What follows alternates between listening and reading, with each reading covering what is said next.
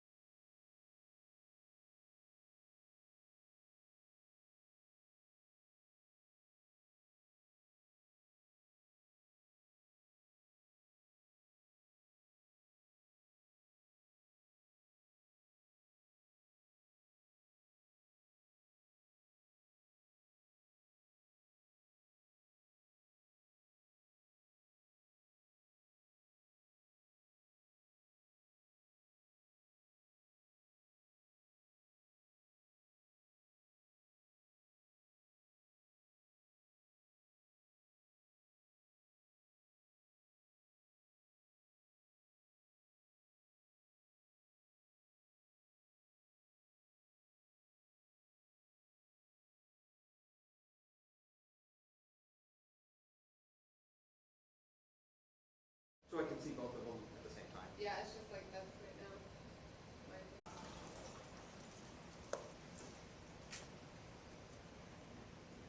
Salute. I pledge allegiance to the flag of the United States of America and to the republic for which it stands, one nation, under God, indivisible, with liberty and justice for all.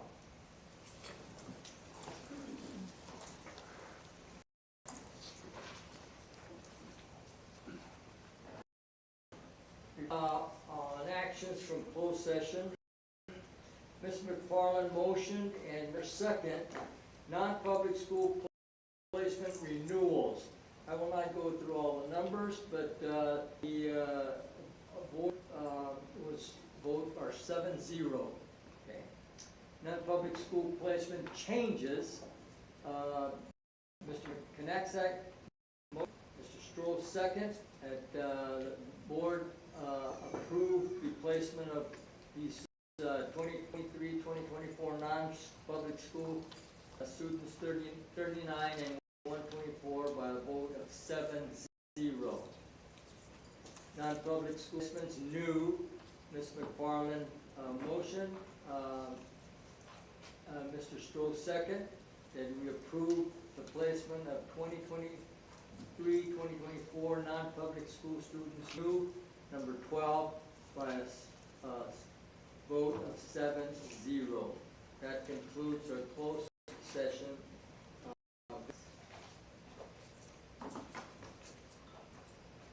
I would like to have a moment of silence, please.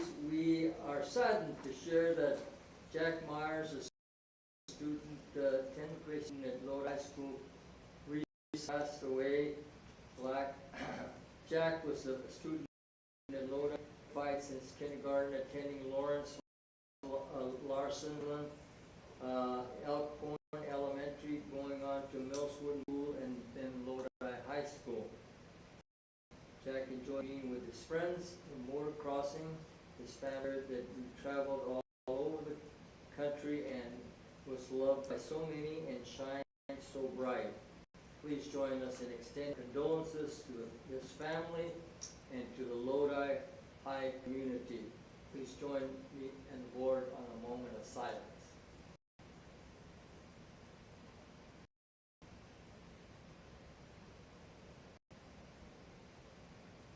Thank you. We'll start out with public hearings. We'll have safety and instructional materials. It's open. Any comments from the board?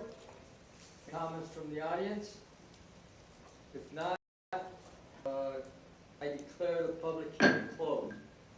A public hearing open. Lodi Unified School District contract reopeners with California School Employees Association, CSEA, for the 23-26 successor agreement. Any board comments? Any comments from the public?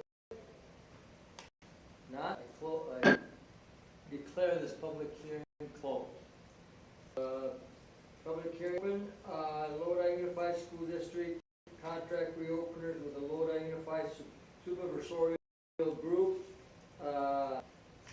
for 23-24. Any board comment? Any public comment? I declare this motion, this public hearing closed. Thank you. All right, and then we'll have our comments from our student representative. We'll start out with McNair High School. It's great to be back here. Thank you, Mr. Young, President Nava, members of the board. I'd like to present this board report. So our student government's main goal this year with me as the ASB president is to continue working on communication with our students, staff members. I'd like that to be McNair's #1 goal, as during our WASP report, we heard a lot of reports about communication, and so I'd like for our school to really work on that and improve that in our school. McNair student government and stakeholders are still working on a new logo that will satisfy the community. We actually had a meeting last week, and I thought it went really well. Mr. Chelsea was there, and a lot of good concerts, and so we're still working on our logo, see how that goes for us. And student government is planning McNair's 2020 Club Rush and our Homecoming Spirit Week. Our Club Rush is actually Thursday this week, and McNair crew did a fantastic job introducing the incoming freshmen to McNair on August 1st, 2023. Some performances and events that happened on McNair's back rally was on Friday, August 4th, and where McNair students learned all about what it means to be an Eagle and what it means to soar for the stars. Senior Sunrise was on Friday, August 4th, at McNair football field, and the class of 2024 is still working very hard on planning their next big event of the year. Some special recognitions I'd like to have for staff. Recognize McNair's staff and facilities, especially our counselors, for helping McNair students get through the first month of the 2023 through 2024 school year. You know how stressful it can be for staff and counselors, trying to make sure that students are well prepared for the school year, and so I'd like to recognize them. For students, I'd like to recognize McNair leadership classes for supporting and uplifting McNair's student body throughout this spring. And I'd like to go over some of our sports. Our sports are kicking off their fall sports for this season. Football season was on Friday, actually. Our JV beat Mountain House from 42-7. I believe our varsity, they showed a really good job, but we fell short against Mountain House. And McNair's flag football and girls volleyball season opener will be on Friday, August 30th. The girls' tennis season opener is on Tuesday, August 29th. Our polo season opener is on Tuesday, September 12th. Some upcoming events and activities. First, American Red Cross Blood Drive will be on September 1st, 2023. Our Eagles are very proud of our long-standing record of being the top donated high school in Northern California, and we hope to defend that title this coming September 1st. We hope to continue breaking records, actually. Last year we broke a record for donating the most Power Red, I believe. And McNair Club Rush will be held on August 24th this week. And McNair's Beach Blast Dance that's being held by Link Crew will be on August 25th in the cafeteria. And Coffee with the Counselors is August 23rd. And McNair's Homecoming Spirit Week will be held on September 11th through the 15th. That is all I have to report for McNair. Thank you, Joseph. I have a question. You mentioned flag football Friday, but you didn't the opponent. Are you starting the sport of flag football, girls flag football, and you have a schedule? I do not have the schedule with me. Okay, but you are competing this year. Yes, we are. Very good. Thank you. Okay, Logan. Superintendent Mr. Neil Young and President Nava, members of the board. I know I was told to be very brief, but there is so much amazingness happening at Tokay. So, as our football team finally started putting in a lot of work over the summer, along with many just as important fall sports doing the exact same, it is obvious Tokay is to dominate the neighboring schools this year. Our sports have been all off to a great start as a massive shift in school spirit is erupting. Watching the effects of COVID off with the junior class and the incoming freshmen. The main idea of what I'm saying is that kids want to have fun and experience life and what high school is all about. And it is apparent in this rebirth of Tokay spirit. Our student government has been off to as many new energetic leaders have entered our senior, junior, and sophomore representatives class. The class has nearly doubled since, which means more posters, more spirit, more leaders, and more fun. This year will be very successful with the help of our Tokay students and the Tokay student government. Club Rush was an amazing show all Tokay students, not just the new freshmen, the strength of our club presence on campus. Over double the amounts of tables and chairs were requested due to a huge revival in our clubs and the members of those clubs. It is Tokay's flag football first game. As everyone here knows, Tokay dominates in wrestling, and the whole school knows the strength of our women and are very pumped success of our Lady Tigers. That is all I have for you guys. Thank you, Joe. Well informed and quick. That's very nice. A lot of things are happening in Tokay, and I'm going to I'm gonna witness that football game against Bear Creek Friday. So I won't give you a report. Any questions about the students? Thank you very much for your report. Okay, Mr. Young, before I start the report, I want to acknowledge one of our former board members, Mr. Ron Heberly. Welcome, Ron. And his wife, he served actually 12 years on the board, and good to see you, Ron. Yeah, we changed everything. His first complaint was, yeah, you got rid of it, you got new stuff. yeah, that's right. Okay, Mr. Young, you're on. Mr. Nava, members of the board members. Some great things going on in our district, and I'd like to start by congratulating Nutrition Services for being awarded the Fresh Fruits and Vegetable Grant at Beck, Vermont, Needham, Creekside, Davis, Washington, Heritage, Houston, Lawrence, Live Oak, Oakwood, Sutherland, Victor, Wagner Holt, and Westwood. Not only does the grant provide classroom education for our students, but 3 to 5 tastings of school for each of those school sites, so that's very exciting. Also, don't forget that on August 29th from 5:30 to 7 p.m., the 14th Annual College and Career Planning Night will be taking place at Tokay High School. This exceptional event provides our students and families opportunities to connect with colleges, career technical avenues, as well as potential job opportunities after high school. Thank you to the planning committee who has worked tirelessly to prepare for this great event. I know I will be going with my senior to many different colleges and opportunities, so we look forward to that as a family as well. And you mentioned this, but today marks the beginning of the newly established girls flag football season. The turnout has been great, and we expect Lodi USD to make us proud. Kudos to the Board of Education and Leah for supporting the stipends that will be used to pay our coaches. And finally, thank you to the Board of Education for prioritizing the recruitment needs of Lodi USD. We have now hired 128 new districts. That's amazing. That's amazing. And with that, I have nothing further. Thank you, Mr. Young, for your report. Do you have any comments from anybody? Oh, we got one over there, Michelle. Okay. Yes, we do. We have a 20-time period that's been set aside for the public to address the board on items not listed on the agenda. Each public speaker should limit her comments to 3 minutes. The board cannot engage in dialogue about public comments because of the restrictions placed by the California Act. Public speakers' times, the light will stay solid green for the first 2 minutes.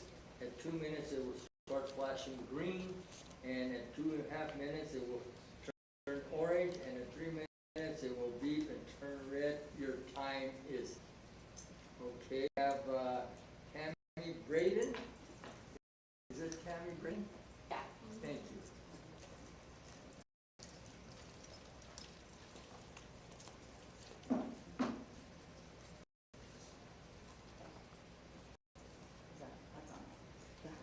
Hello, Superintendent Young, members, and thank you for listening to what I have to say this evening.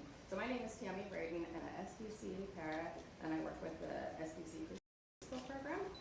And I have a few concerns that I'd like to make you aware of if you're not aware. The first one I know was mentioned at the last board meeting was about breaks for the SBC paras in the preschool program. So I realized that now we have been given our breaks, but the paras would like to know when the language changed, because last year and all the years before, when 5.5-hour employees, we were told to start taking breaks after being there for 15 minutes. So now we are 6-hour employees, and we're being by Denise Shigematsu and Tiffany Goulart that we would no longer be getting breaks. There are laws in place about giving them, for example, in the food and retail industry, when a person works for only 4 hours, they are given a break. That doesn't mean that they have to work 4 hours consecutively. They are given a break between their 4 hours. So then trying to say that we have a full 4 hours before we're able to take a break is against labor law. We'd also like to know why we are being told that we should be grateful for something that is a law. We should not be to look like lowly peasants begging the king and queen that they are required to give us. Another concern that we had when Denise Shigematsu and Tiffany Pilar changed the entire preschool program and moved us all around is that they did not place us seniority.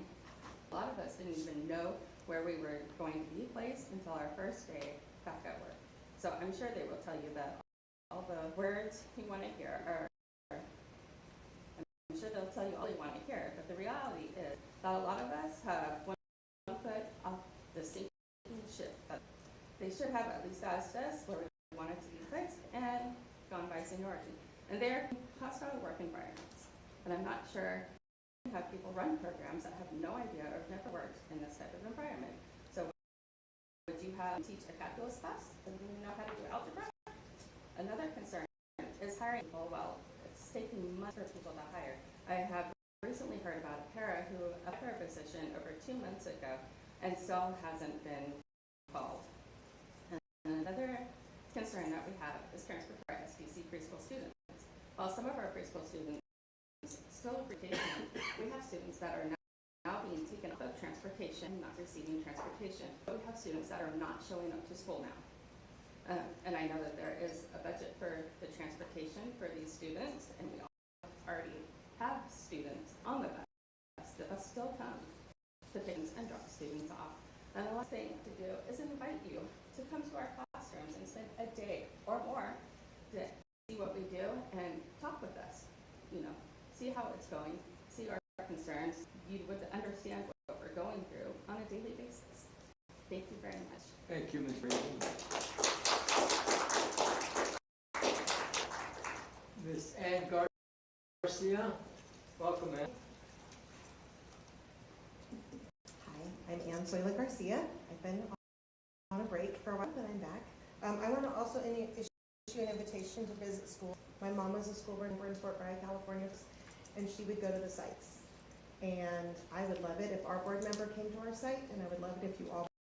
I also want to issue an invitation to go to our Lodi Education Association public page, where we are profiling a different day, and we are also providing teachers do at school. I have a message for Tokay. Miss Castle says, good job. She's listening. She's very proud of you. Good work. So I'm on organizing chair for Leah, and I'm also the elementary director of Stockton, one of them. And so one thing I'd like to address, Mr. Young was talking about going to visit colleges. And after going to visit colleges, you just take your kid to college. And when you take your kid to college, and you know what to do? You can't say you're taking your kid to college. You have to make it alive, or you have to go a day, or you have to go for something. You have to say you're out, because we don't have 10 no-tell days. Treat with respect. Teachers don't want to make things up. Teachers are not going to Hawaii. Teachers want to take their kids to college, take them there, have that experience, and bring them home again. So come visit our school. Check out our Lodi Education public page. Think about giving us 10 no-tell days because of respect. Keep up the good work. Nice job, Joseph. Thank you. I'll be back. Thank you, Ms. Garcia. It's actually Suela Garcia. Two last names. Suela Garcia. Okay. Two last names. And Thank you. Suela Garcia. You got it. Perfect. Got it. Thank you. Thank you. All right. Camille Sosa.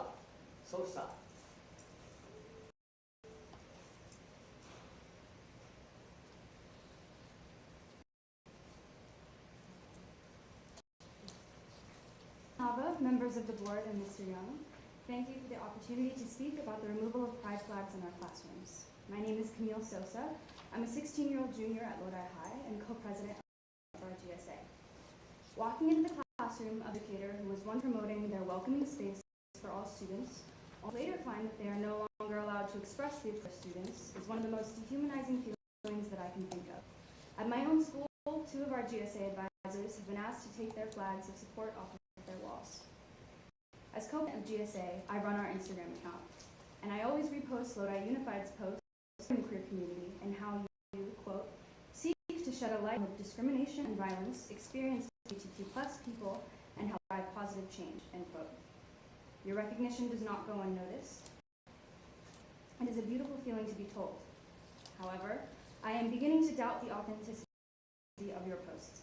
If you are allowed to publicly post this, why isn't a teacher allowed to express the same support in their classroom? Shedding a light on what the LGBTQ+ community has to go through daily on Lodi Unified School District campuses and beyond include pride flags and posters that you have deemed too controversial. Flags being taken down in classrooms. This teaches our students and educators that we are controversies. We are not controversial. The way we live our lives is not a debate. By deeming flags and posters who I am as a person controversial, and you have deemed my life controversial and political. Why? I am a child who has the same thoughts and desires as all of her peers. I desire to be safe, and I desire to love. Discriminatory-free, bias-free education. I desire to live without having to explain to an adult how they have hurt and discriminated against me, and so many other of their students and educators. It's autocratic actions as such as what is happening in this district that lets students know that they're allowed to treat me like a dyke, like a faggot. I do not want to change the way some view those of the LGBTQ+ community because that is a job. I do need teachers to teach me and need a safe space for that to happen. A space where they will not discriminate against me or let discrimination happen. By asking your educators to take advertisements of safe spaces, you have created an unsafe space. A space where you ask those who are a part who support the LGBTQ+ community quiet. You are silencing our voices. Why? I am incredibly disheartened and confused as to why every teacher in our district was asked to take down her posters stating, "All are welcome here and safe space." I wholeheartedly see what is controversial and political about those statements. I fail to see why they were asked to be taken down. Please, explain to me what I am missing. Explain to me why you have deemed my life racial. Explain to me why you choose to support the parents of my bullies. Why is my life political? Why am I constantly? If you are really serious about supporting all students, as I'm sure you are, please reconsider your policy on symbols of support in our schools. Thank you.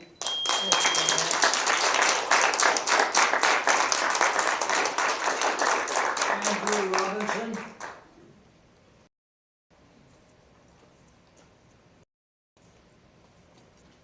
Board members, President. My name is Andrew Robinson. I have a special needs daughter who is 8 in this school district. She's attended since early intervention. She's been bounced around from 4 different schools, and it's getting really tiring to see our kid continue to fall through the cracks. And it's not just mine; it's a lot of children. A lot of parents are upset. There's not enough teachers. You have no teachers. I know things right now for special ed teachers. When I inquire about where the teachers are, there's no funding. So I looked into your funding for special ed according to your master plan from 2020 to 2024 has increased $10.6 million. The teachers aren't seeing a pay. I can check that out. We check that out on transparentcalifornia.com. The interim teachers aren't making enough. When you look on EdJoin, other school districts are competing and they're offering stipends and above and beyond the pay to get special ed teachers. Yet I look on our districts and you guys are not doing anything. These kids have a very, very small window of learning. I'm afraid our window is starting to close. We have no teacher for the third year in a row. The tiered system you guys did away with that. We weren't told about that. My daughter's speech class is done via Zoom. She doesn't learn from TV. This isn't working. You guys need to look into where the funding is going. It's not making it there. And as this lady said earlier, the parents, some of these kids aren't making it to school, and by law, you guys have to provide transportation to these children or pay for it, paying them kid to school at this point in time because you don't have bus drivers or you don't have paras or one or the other, or you want my kid to sit strapped in a 5-point harness for an hour and a half on the way to school. She won't do it. It's getting very tiresome to constantly bending over back. And then today, she got injured. Nobody even tended the injury. I brought her home bloody, cleaned her up. Nobody even looked at the school either. You're literally treating these kids like pieces of meat because you're getting approximately $25,000 per school year for these kids, and the funding is not making the way back to them. I'd like to know where the funding is going and what you're going to do about getting these kids educated and getting them to some sort of level of being able to work in society. My child can't speak, and you won't give her speech until she speaks. I just don't understand this. You guys need to look into this. It's just disgusting what you're doing, and I don't know where the money's going. With that, I'm done.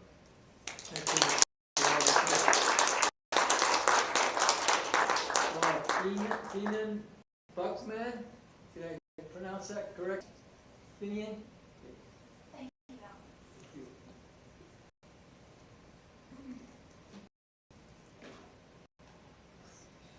President Nava, members of the board, and Mr. Young, thank you so much for the opportunity about the removal of pride flags from Your teachers' name, buses. please?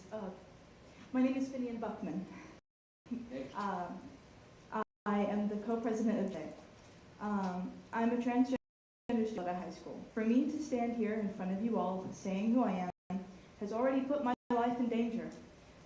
Forgive me if I shake as I speak or stumble over my words. It's hard to express what I'm feeling when I know I might not be respected.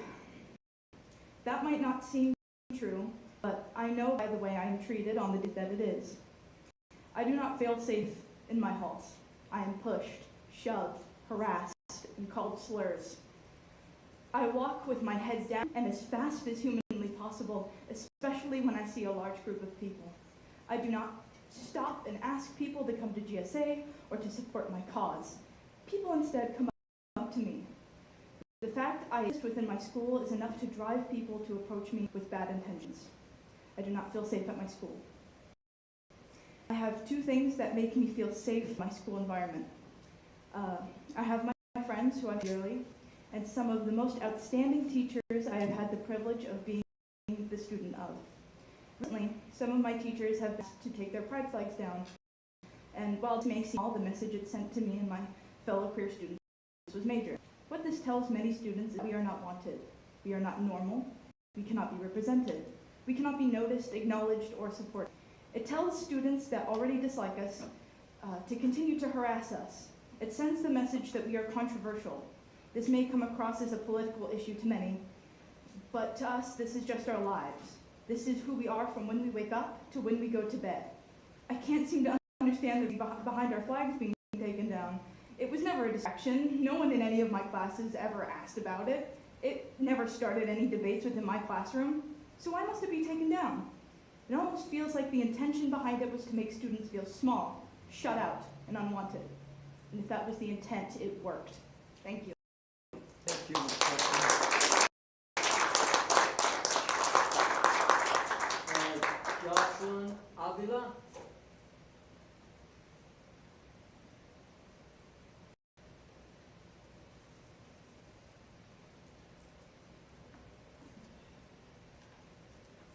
President Nava, members of the board, and Mr. Young, thank you for the opportunity to speak today.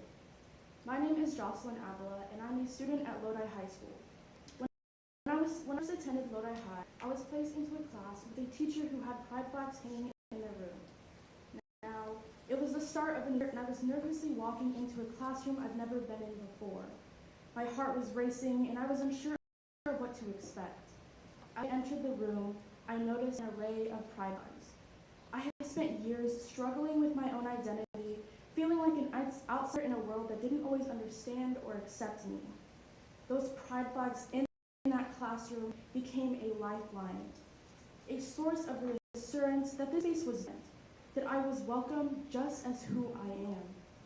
I've never felt like I had someone in my corner when it came to my identity, and that changed the second I walked into that classroom and saw bright, colorful flags. I stand before you today to oppose the recent decision to remove pride flags in our classrooms. This decision sends a message of intolerance and exclusion, which is unacceptable in our educational institutions. Pride flags represent the struggle and triumphs of the LGBT+ community. By removing these flags, denying the visibility and support that these LGBTQ+ students deserve. This decision undermines our sense of belonging. You are actively sending a message that LGBTQ+ students are not valued or supported. This kind of environment that we should be fostering in our schools. It is our duty as a community to create an inclusive and environment for all students. By displaying pride flags in classrooms, we are demonstrating our commitment to diversity, acceptance, and most importantly, love. We send a powerful message that discrimination has no place in our schools. I urge the school board to reconsider this and prioritize the well-being and rights of all of its students. It's time to wake up and prioritize inclusivity. Displaying pride flags shows that we embrace diversity and stand against bigotry.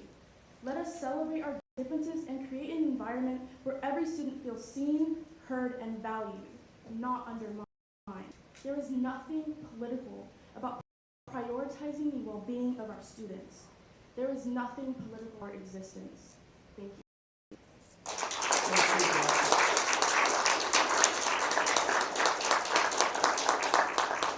Kelly Hanston.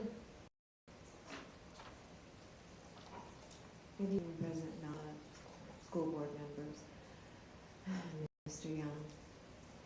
That makes me so sad hearing those students speaking about that. And I hope that you guys can be active in changing things if that's something that's going on in your school. I know you can't answer me, but is it a school board policy that we are asking our high schools to remove the signs? I know in my classroom, my sixth graders are from the beginning.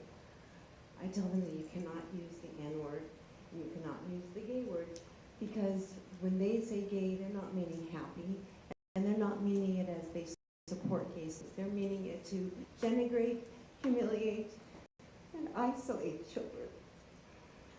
And I have a talk with them about, I don't know if it truly is still the #1 reason, because more kids are committing suicide because they're just disconnected from society in general. But I know that it is that kids do commit suicide because they don't feel accepted, they don't feel loved. In every one of our classrooms, that should be the first thing that we're teaching, is that we're here to love you and teach you and turn you into good people. Our society lately has become so hate-filled, and we find so many targets, and unfortunately the gay community is one of their #1 targets for people who can no longer come together and find common good. So if you have made a board policy where you're asking teachers to remove signs that support these children who we value, please rescind that, change that. And that's for them. And what I came to speak about was that I'm working with the League of Women Voters, and we're trying to get all of our high schools to get all the students registered to vote there. And we'd like to work through the social studies department and speak to the principals and get all the teachers who teach government that be a standard part. I've tried to do this, we've gotten very few teachers to call me back and do it, and now it's so easy that they have this big QR code, and I'm hoping that I can get the backing of the school board so that we put this forward as a policy that we want our children to register to vote so voices can be heard. So thank you very much. Thank you. That concludes our public comments. You already want this. No, I wanted the slides. You still have 20 minutes? That's not the rule here. No, not the rule. But 20 minutes? No. So more than 20 minutes now for these All right. 7 of them. No, that's fine. I'll take Other action items, item OA1, AL1, medical cap proposal, Mr. Young. Mr. Nava, members of the board, I'm going to invite Colbert to come up, and this is coming back to you for consideration, and I'm going to allow Edith to walk through the presentation with you. Specifically, the board has interest in establishing a base medical cap, and I'm going to let Edith take it from here. Good evening, President Nava, members of the board, and Superintendent Young. Ms. Keith, pull up the presentation, please. First or second? The first one.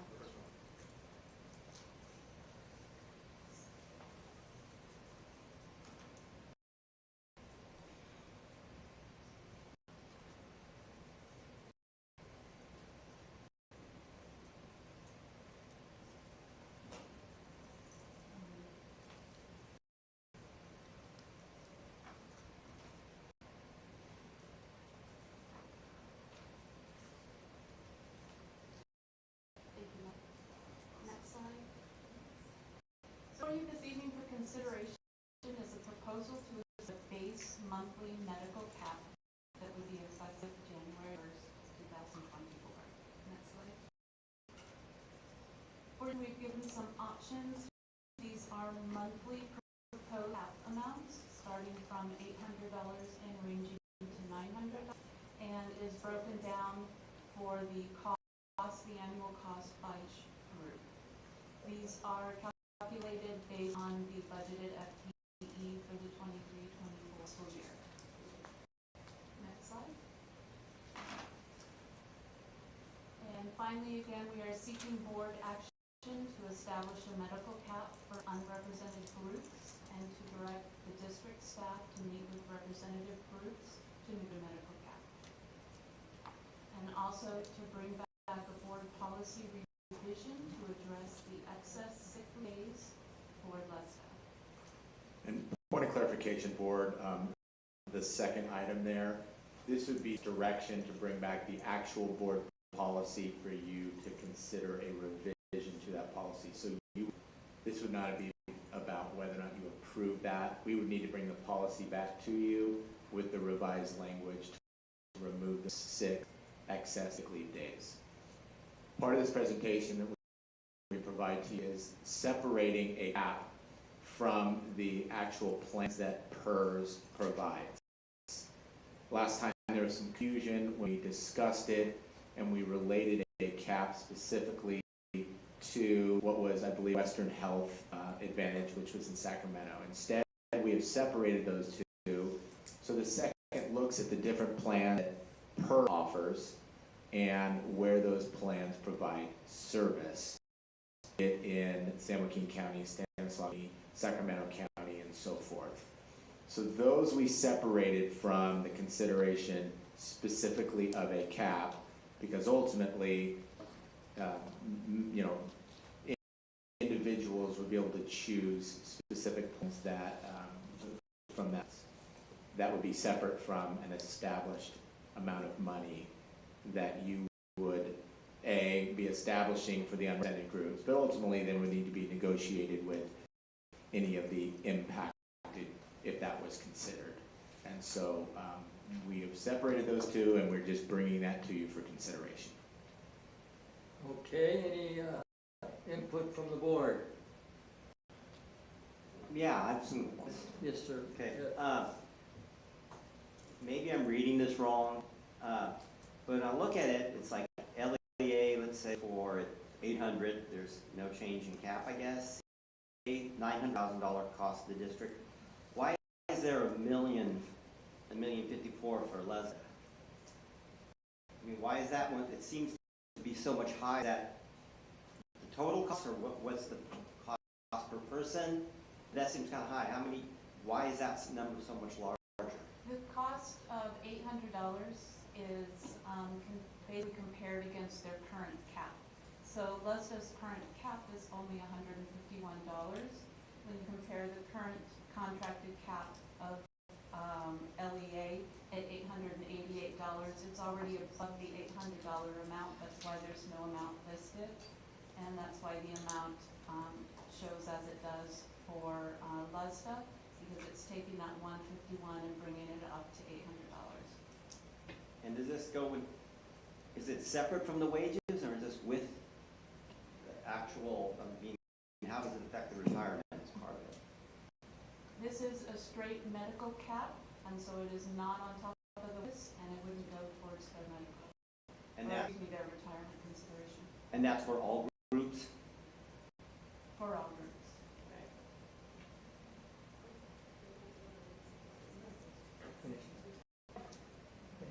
All right, any other comments from the board? Questions, Mr. Patrick? Yeah, I guess I'm feeling a little tired, but are you wanting to, the district contributions towards the cap for these various groups? For the unrepresented groups, the question is, what would you like to set the medical cap at? If the medical cap is higher than their current cap, it would raise it, and then it's the staff to negotiate with the represented groups. So you want to give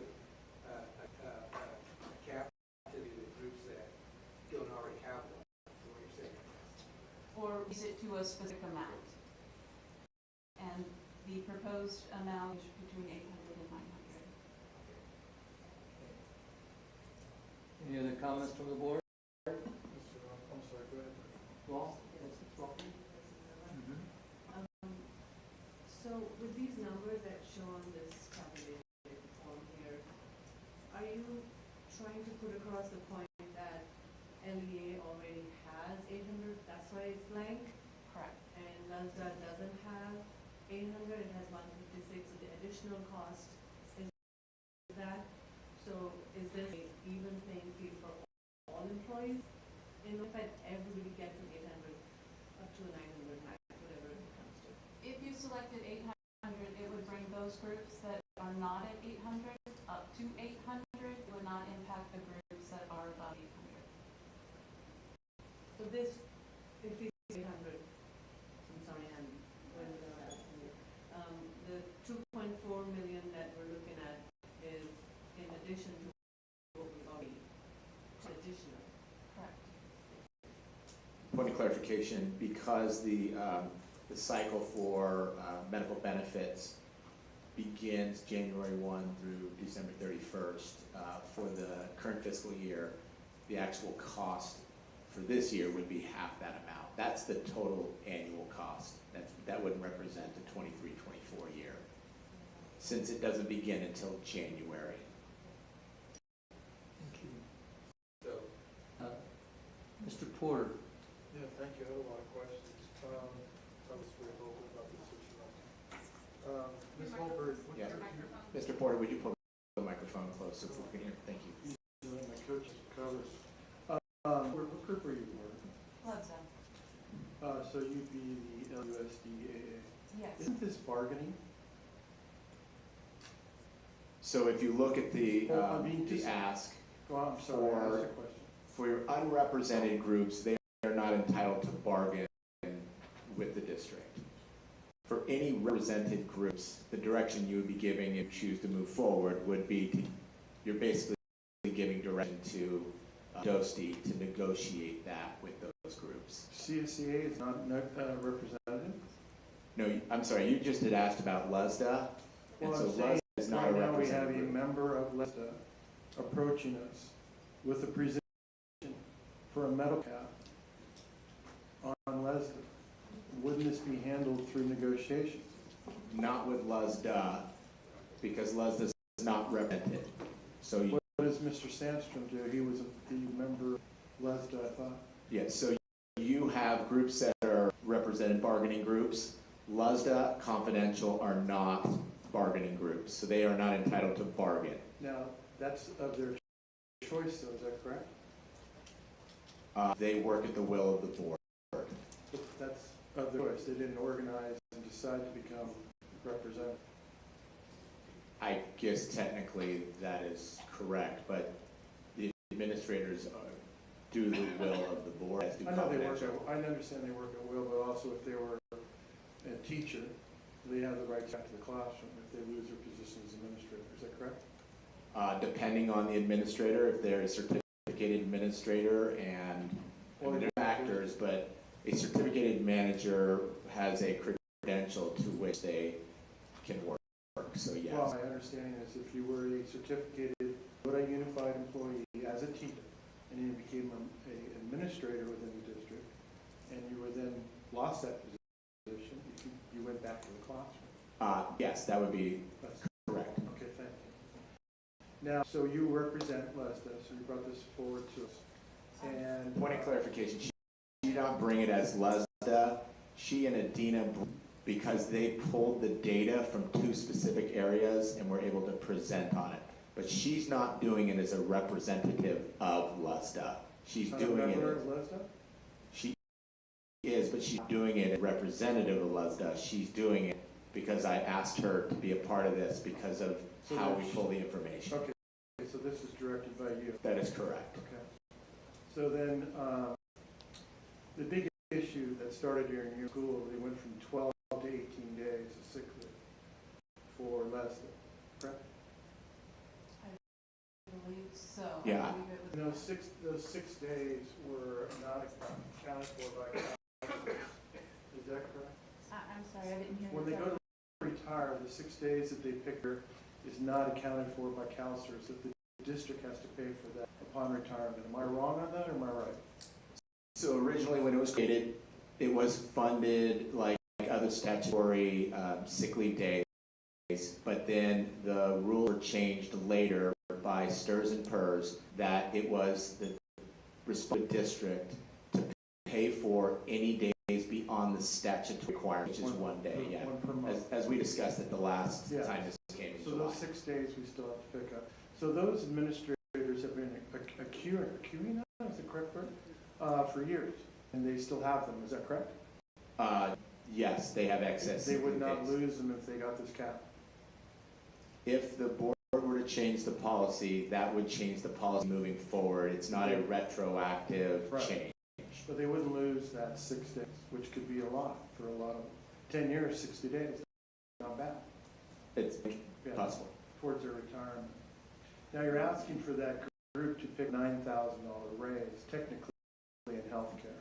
Of that group where you have dollars, how many people are we talking? I believe we're at 135, 136 as far as those in the administrative group. Now, with CSEA, that's just their agreed upon amount, agreed upon for their cap. Is that correct? Correct. We're talking about the contracted amount only or the MOU. So then the unrepresented group would be confidential and LUSD-AA. That's the two groups we're really concentrating on. Is that correct? Correct. Okay. So we're talking about a $9,000 raise in 1 year. Now, is any other group getting a $9,000 raise? $9,600? To have a base cap at a certain level, it's affecting groups differently, and you are correct, it is impacting financially the greatest amount for LUSDA and for confidential. So are we, because I know that the board in the past has always done everything in kind, we try to do everything even in terms of benefits and salaries. We try to make sure that we're equal with everything. Is that correct? The history of the board. I think historically, on the most part, that is true, but there are times where there are certain benefits given to a group versus another. For example, within the last 10 years, or last 7 or 8 years, I think Lee was given a 0.5% that others were not, and that was part of an agreement. But there are different components that may be different, but as far as in a general sense, they're similar. This would probably be the biggest one that the board has ever done for one group. Yeah, I can't speak to that, but it's significant. Yeah, it's very, very significant. Now, so they're going to give us 6 days. Those that are queued them, and we're still going to have to pay for them when they retire. Is that correct? That's correct. Yeah, there's no disagreement with that. And so somebody that's hired now that's an administrator, well, whether this year or next year, then they would fall into the 12 days of sick leave if we approve them. Excuse me. So if you were to ask to bring back the board policy for revision, the revision would go into effect after that change occurs, and all. So we haven't approved that. No, the board would have to change the policy, and that would be for all administrators. And confidential doesn't get 18, they only get 12. I would have to look specifically at confidential. I believe teachers only get 10, is that correct? Yes, I believe the statutory requirement is 1 per month. Yeah, so confidential probably gets 12. No, sir. And as would classified employees who are 12-month employees. So of the 100 and odd administrators, how many of them at all? I don't have that number at fingertips. Yeah, I don't have that information. We can get that information now. Well, again, my concern is trying to be with all groups. I think I can see doing this, but I would see having them have to give up a lot more than 6 days. And that's, again, now we're getting into bargaining, which is uncomfortable. I would like to communicate with the board on these issues. So I find this whole thing very uncomfortable. Even though they're unrepresented, I do believe this is an issue that should be done in closed session. That's my 2 cents, and I could be wrong. The way that it, thank you very much, lovely, great information. Do I feel that the administration administrators need health insurance, I do, but I believe that years ago, they were compensated with their 6 days through year-round, but then it never went away after you ended. And they had everything put on the cap, the cap on their salary. And that didn't happen to all the other groups. Because another time the board wasn't helping everybody. And so they had a higher retirement technically at that time. I think Glenn Castaneda ran before I was first order. Make sure that happened. That was the rumor, well, not the rumor, that was the truth that was going around when I was a teacher. Feelings on this are, this is something that should be discussed in closed session. I think this is way out of line, and I'm not happy with the way it's being presented. I think this should be in a situation where the board discusses it. That's my feeling, that's my 2 cents. I'll be a no vote on this until we have an ability to discuss. Maybe administrators giving up a little bit more going down the road. Thank you, Mr. Porter. Ms. McFarland? My question was answered. Your question was answered. A question, those 6 days, administrators, is that a board policy, Neil, or what? Again, because administrative collective bargaining agreement, the policy is what dictates what administrators are entitled to. And point of clarification, I cannot find specifically that it was related only to year education and whether or not it was tied to anything else. So I don't want to say I know for that it is specifically tied to year-round education. However, board policy created in order to provide administrators things such as sick leave instead of a collective bargaining agreement, which is the bargain group's process. It's a process that we can eliminate those 6 days because we're no longer in a year-round school. Yes, so if you recall back to the last report we provided back in July, it was looking at providing a cap that was equal to the lowest cost plan, and part of recouping money in order to offset that cost was to look at that as an option moving forward. So those two, when we brought before as a report, were to put those two together. It was not intended to bring back that separate from each other. And you're seeing this proposal that if the board takes interest in establishing a cap amount of money, you can also, if you want, to direct staff to bring back a revision of that policy. I see. Another thing, Mr. Porter has alluded that this would be best in closed session. What's your opinion, Mr. Young? So the board cannot take any action in closed session to negotiate with LUSDA. Decisions in regards to at-will employees must be done in open session. Now, I would have to clarify, I mean, because the implications were not just about LUSDA or confidential, that it would also impact other groups. There are certainly pieces of that that can be discussed in closed session, but no action can be taken regarding administrators or confidential apart from the open session. So if you take action for those groups, it must be done in open session. We've never done that. You look conversation. I'm Question. sorry. You have a question, Mr. Porter? Yeah, we've never done it in open session regarding those. We've always discussed it in closed session. Okay, my next question is, I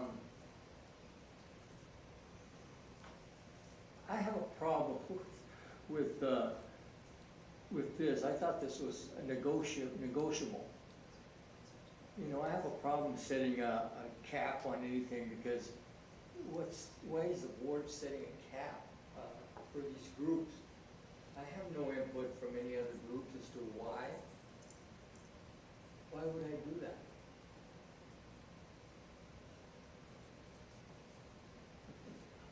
So this was in order to bring it back to the board for consideration. At the last meeting, Yes. we provided information to the board. In fact, this goes back even last November. Yes. A different board, but the issue came up at that point. Yes. When it was brought in July, it was to provide a more comprehensive report that provided, at the time, the dollar amount if the board were to establish a cap, It was to look at, the reality for the bargaining groups. That includes the MOU, that the ending fund balance they can redistribute the following year. It was to look at it more comprehensively. The concern I heard last time was people were struggling with establishing a cap that was the same as the lowest cost plan, because that low cost plan, which was, I believe at the time, $760, people thought it was you had to take that medical plan. What I heard from the board is we need to separate those two. We need to look specifically at the cap separate from that and provide that information. So from that last board meeting, what I heard was to bring back and separate cap from the benefit, the medical benefit. Instead, what we provided was PERS information on what plans are provided and where, which is what the board had requested, and to be able to show what those plans offer. So by separating the two, the reason we're bringing this back just as a cap amount, knowing that you can only establish something through action for unrepresented groups, but part of that also was then if you want to establish a cap level greater than exists currently, knowing that confidential is 123, CSEA is 751, LEA 888, LPPA 610, LUSDA 151, mental health 749, supervisors 741. If you want to establish a base cap higher than what exists right now for employee groups, these are different options you can consider and what the cost of that would be. So that is why we're returning with this information to you, the way in which we've separated cap from the plans that employees can choose from. My other question is CSCA negotiates. Correct. And they're included in the LPPA, the other ones, the other four? So if the board wants to move forward with a cap, part of what the final slide alludes to is the fact that you can't just impose a cap on bargaining groups. That would be giving direction to the assistant superintendent of personnel to then go negotiate with those groups. So if it's a cap that's greater than exists right now with CSEA, that would have to be negotiated if the board's interested in moving forward. Mr. Novel? Yes, Mr. Porter. I just have a suggestion. It could be way out in left field. You can tell me to be quiet, but I would like to see this go before legal and see if we can. Are we supposed to do negotiations like this in public? And then once we hear about that, I would like to table this motion so that the board can meet and discuss this issue, which affects a lot of employee groups, in closed session like we've done for the last 6 years I've been on the board. Because this is very awkward for me. I'm not comfortable, and I know in the past that for LESDA and so forth, we have made those decisions in closed session. So maybe the legal take a look at it, we table it for 2 weeks, and then get information, and then we can make a decision going forward with your leadership. Ms. McFarland? When I look at this, first of all, I'm in favor of a cap. So, Mr. Young, good work. Thank you very much. I appreciate the data.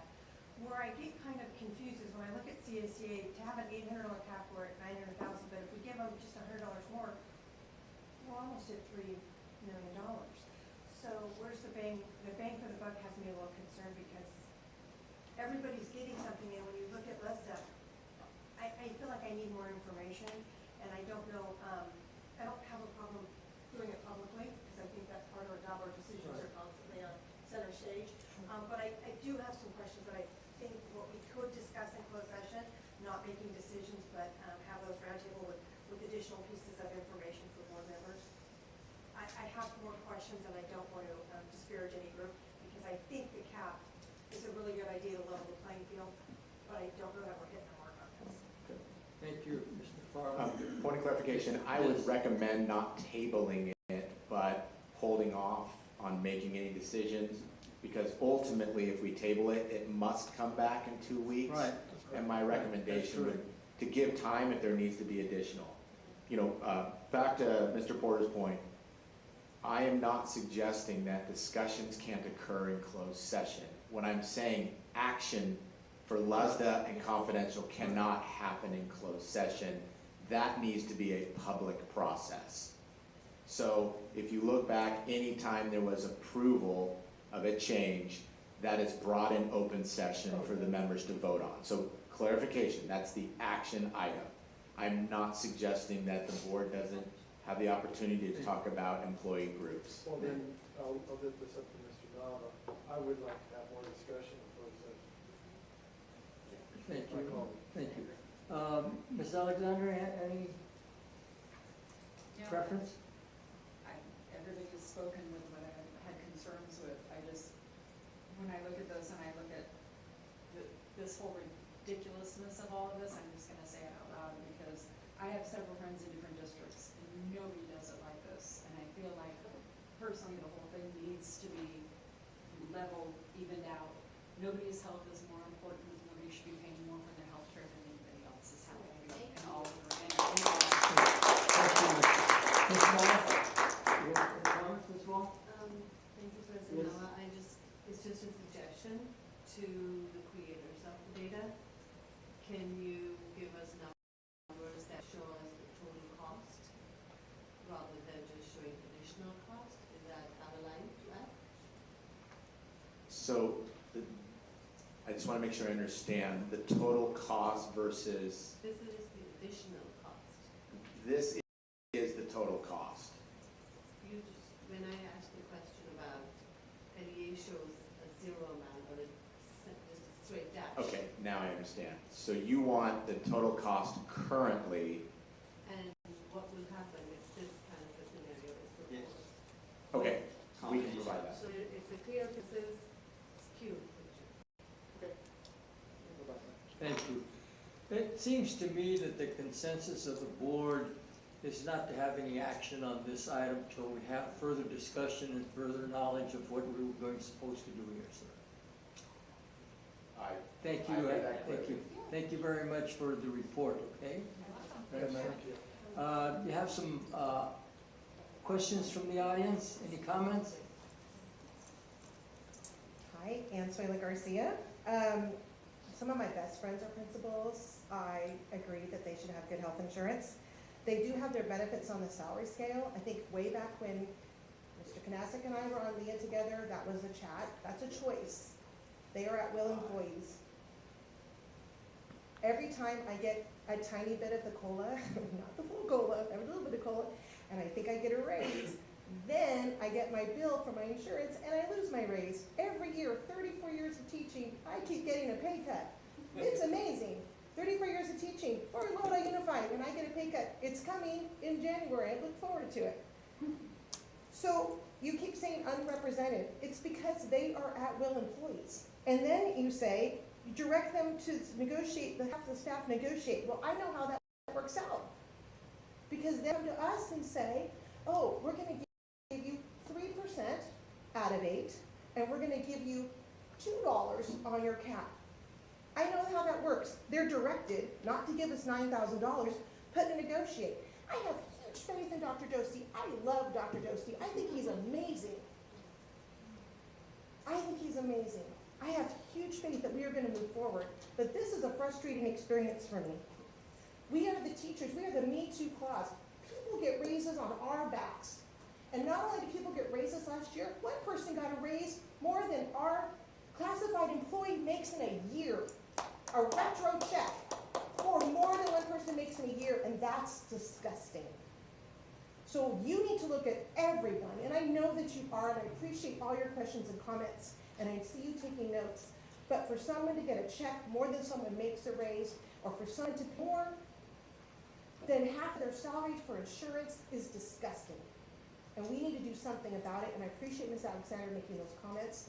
And I'm tired of getting my tiny COLA and getting it taken back. And $9,000, even if they lose their 6 days, let's say they get $400 a day for being at school, they're still making a $6,600 more, even if they lose those 6 days, those sick days. Thank you. Thank you. Kelly Hanston. Okay, so when the LUSDA group decided, not negotiating, but decided to put all their benefits that they had at that time on their salary.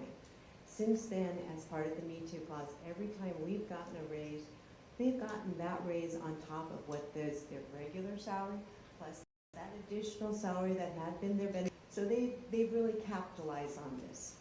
We want parity.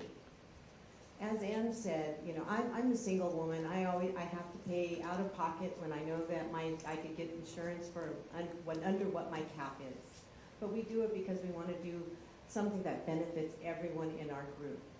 So I pay a little bit so that she doesn't have to pay through the nose for her health care, for her family. It really does seem like we have taken it and taken it and taken it, and none of you have taken care of us.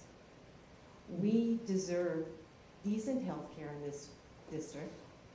We deserve the raises. The reason we're not getting teachers to fill, I know that one of the reasons that this is being put forward is just, we can't get administrators. Well, damn it, we can't get teachers in the classroom. You have parents who are crying about how their children are not being taken care of, even though we have put out that stipend for $10,000 to get people to come and take special ed classes. But no one wants to work for Lodi anymore. And when I started with this district, it was the premier district. And we have just gone downhill, downhill, downhill, downhill. And it's about time everyone stood up, really looked at what's going on, and take care of us like we take care of everyone's children. You have a duty.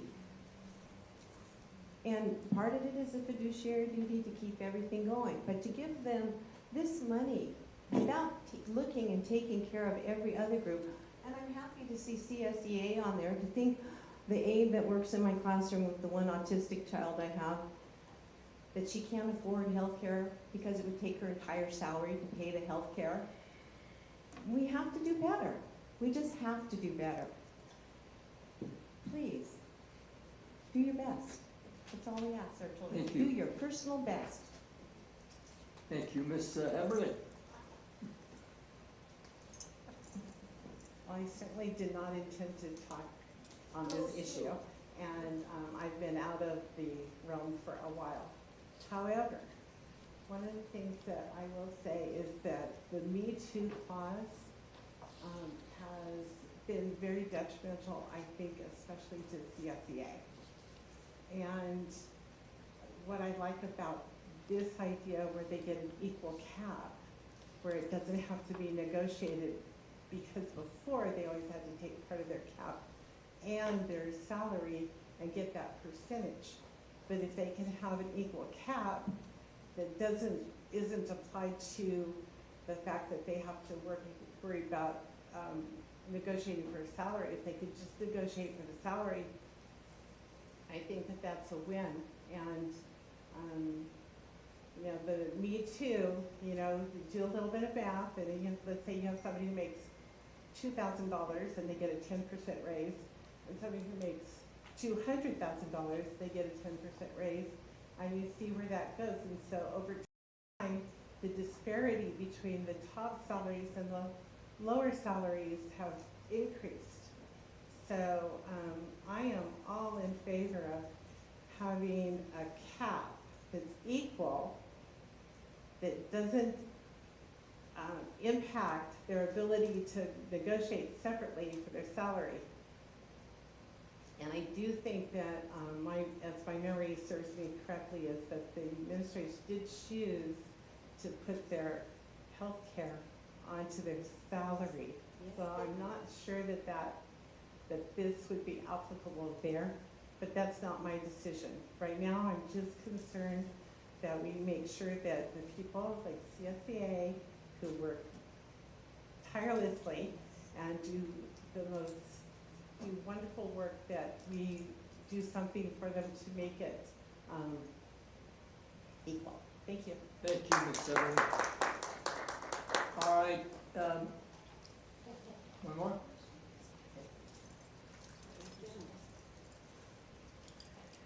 Good evening, Mr. Nava, Mr. Young, members of the board.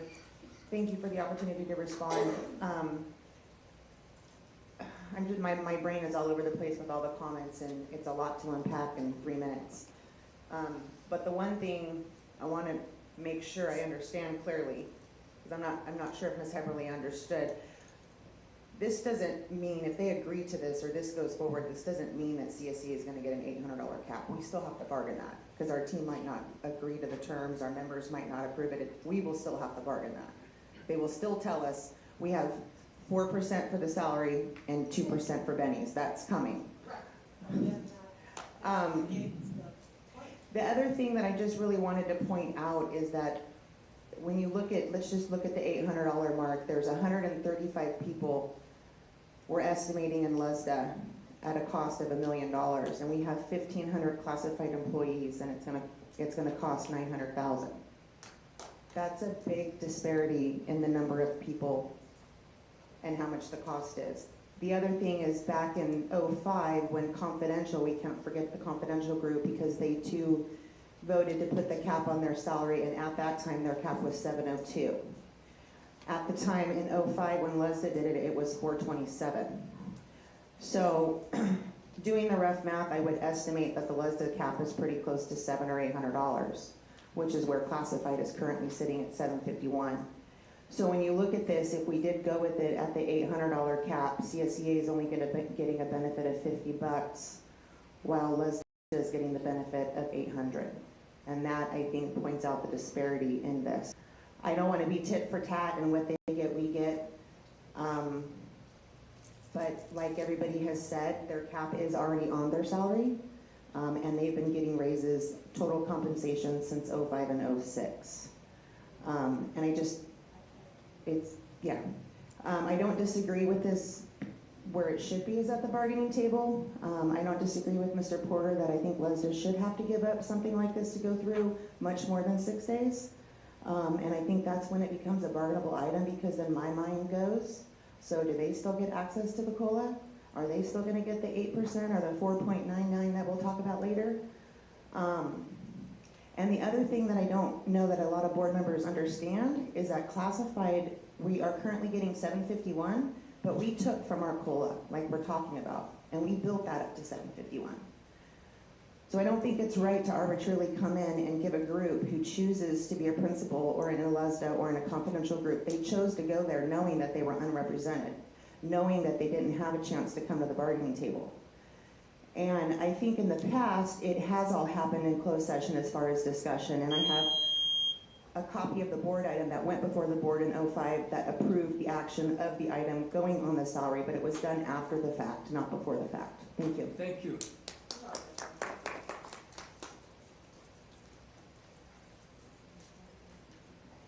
Tammy Braden, and I'd just like to comment that for them doing for this cap, it is kind of like they already have that in their salary, and so for us, the CSEA employees, we get these little crumbs.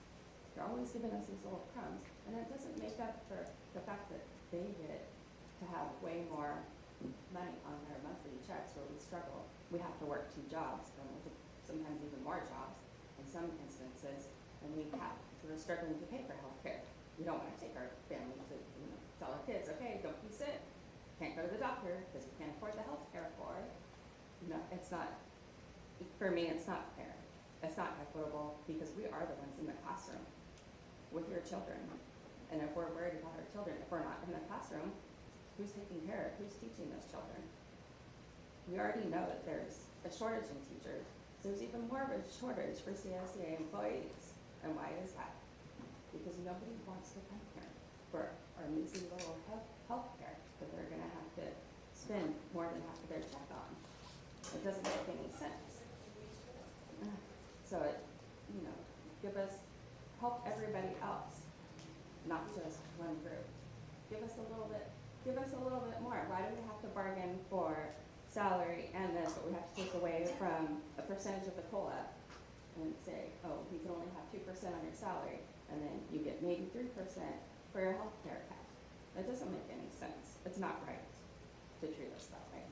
Like, we all feel like we're just kind of what you stepped in after a dog wins. That's how we feel. That's why people are leaving. We're having a mass exodus of CSEA workers, especially paras, because they're going to other districts who are going to pay them more and pay more health care for them. Like Stockton, they don't have to pay out of pocket for their health care, but they bargained for that. So it's a bargaining thing. If we're going to make it right for one, we're make it right for all the groups. Thank you. Thank you.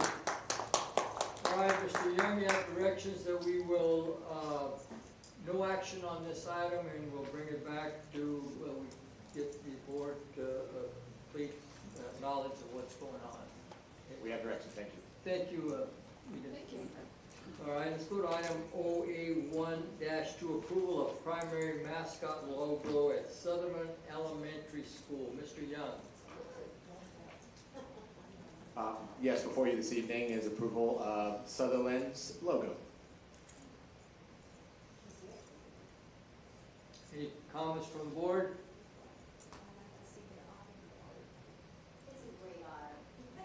Comments from the audience? All right, we need a motion. Mr. Nava, members of the board, the principal is here should you have any questions. Otherwise, we're just seeking a motion and approval. Thank you. Thank you. Yes. Are you happy with your? Absolutely. All right, no question. My gosh, why come over then? I need a motion. Motion approved. Motion to approve by Ms. McFarland, second by Mr. Porter. Student vote. Looks awesome. All right, thank you. Aye. Thank you. Board vote, please. That's an aye, I apologize.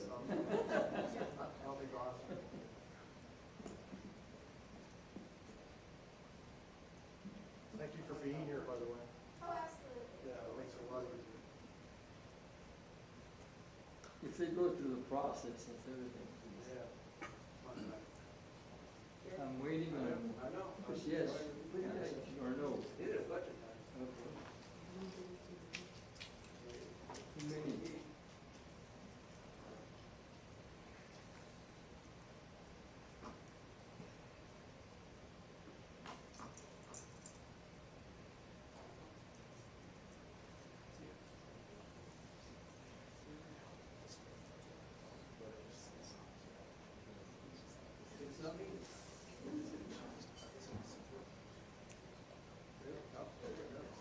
Motion carries 7-0.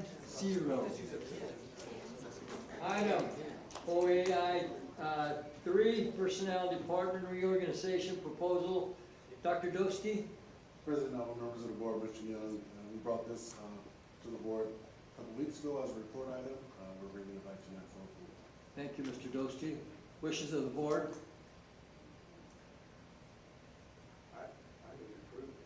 Moved by Mr. McConnell, second by Ms. McFarland to approve the Personnel Department Reorganization Proposal. Student vote? No. This is a personnel matter? No. They can, No student vote. they can vote on this, yeah. They can? It's not Okay, student vote? Aye. Thank you. Aye. Thank you. Board vote, please.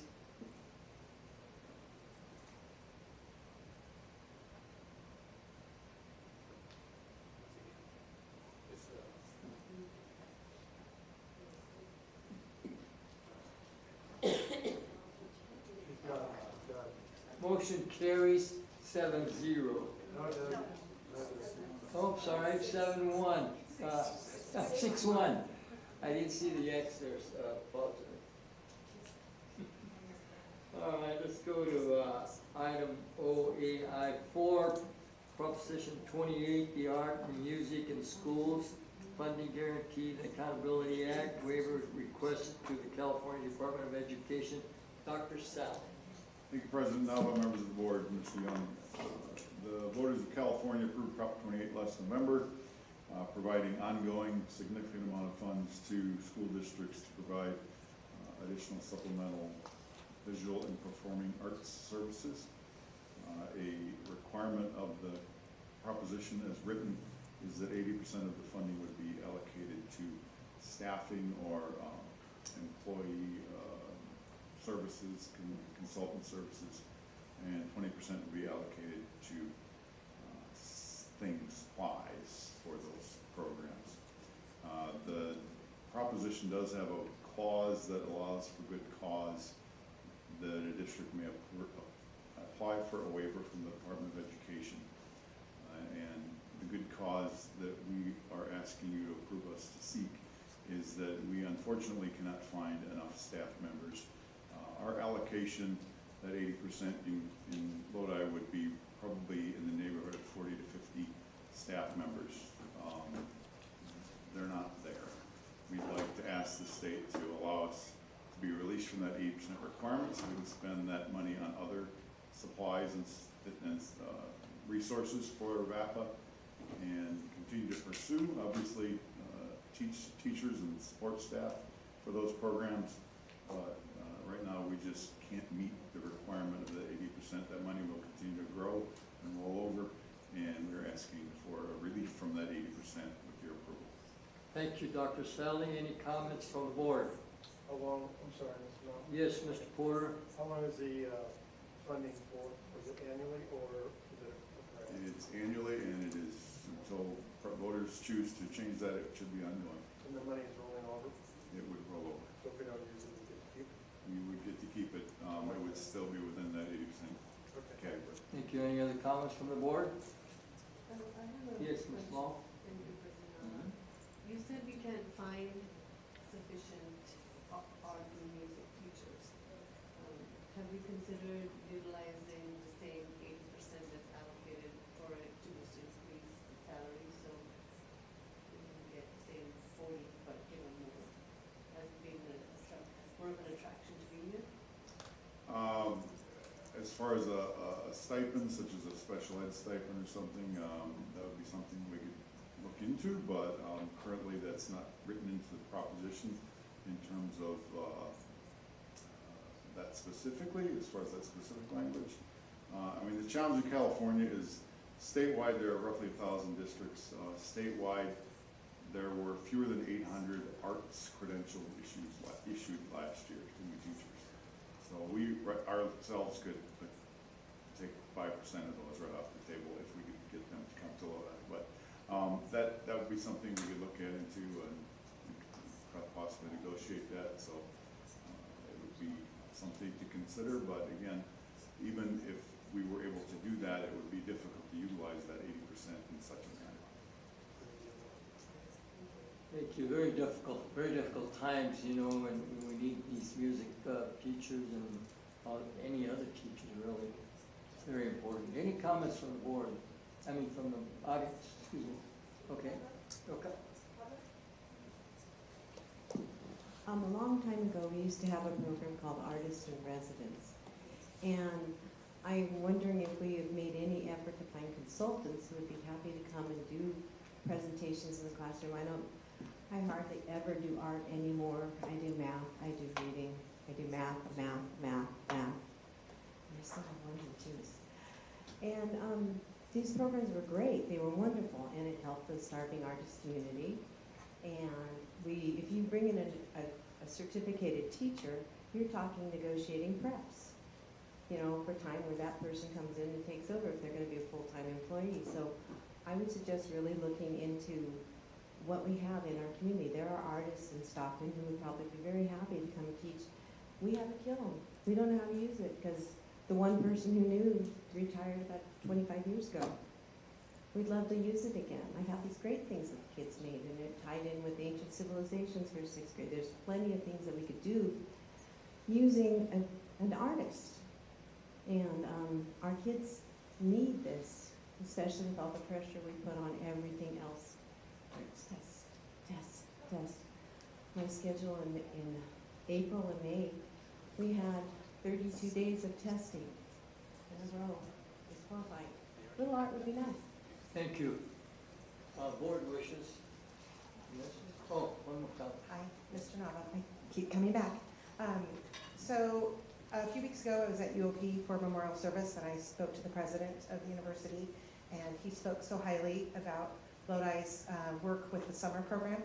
And last May, I spoke at the board meeting because we were missing these art teachers and music teachers. And I was talking about how we have, if you go about 20 minutes from where we were at Bear Creek, we have this place called University Pacific where they grow art and music teachers. And they come to our district to student teach, and then they leave because the salary isn't good and the benefits aren't good. I love the stipend idea. I love the artist in residence. We used to have an artist in residence at Sutherland Elementary. It was amazing. My fear is if you say we're going to use this money for something else, the arts won't come back. We've already lost instrumental music in elementary school. Kathy Evans making it happen at Manlio Silva. We don't have it. So if we say this money, find a way to be magical with our money rather than to say, oh, we'll put it away for something else. Because I have a closet full of dry erase boards and binder paper at our school. And what we need is music and art and our kids. We all know what that does for our kids. We all know how it builds their brain. And whether they're 4 or whether they're 18. And if you cruise over to Lincoln Unified, you're going to see lots of money invested into their FAPA program. And they're swimming in the same pool we're swimming in. So I would hate for that money to go someplace else or be put into a different pile and be forgotten instead of thinking, how can we get those people here? Thank you. Thank you. Yes, Dr. If I Sal. may just add, these funds are actually by proposition allocated to sites. These are not district funds. School principals and their sites need to develop a plan each year, and those funds would remain at the site. We are just looking for flexibility on that 80% requirement. They certainly can consult consultants in different capacities, as mentioned. That's an option, and we're pursuing some of those currently, so I just want to point that out. And actually, the waiver is to be requested by the principal, so I'm collecting requests from principals who wish to seek that waiver, and I'll be applying, if you approve, on behalf of the principals. Thank you, Dr. Sally. Wishes of the board, please. Proposition 28. I'd like to make a motion. Make a motion by Dr. Ball. Second. Second by Ms. Alexander. Let's have student vote. Aye. Thank you. Aye. Board vote, please.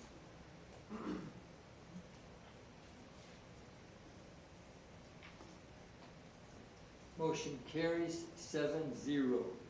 Item OAI 5, approval of technical revision of board action of April 25th, 2023, increasing teachers' substitute budget by 30% to reflect a 30% bonus for teacher substitutes based on the daily substitute pay from July 1st, 2023 to June 30th, 2024. Mr. Young. Yes, Mr. Nava, members of the board, this is just a technical revision. This exists. The problem is preschool was left off the piece of paper that you approved for PERS and STIRS, whichever group a substitute is in. This is a requirement if audited. So we need to make sure it matches up with the intentions of the board and what existed several school years back.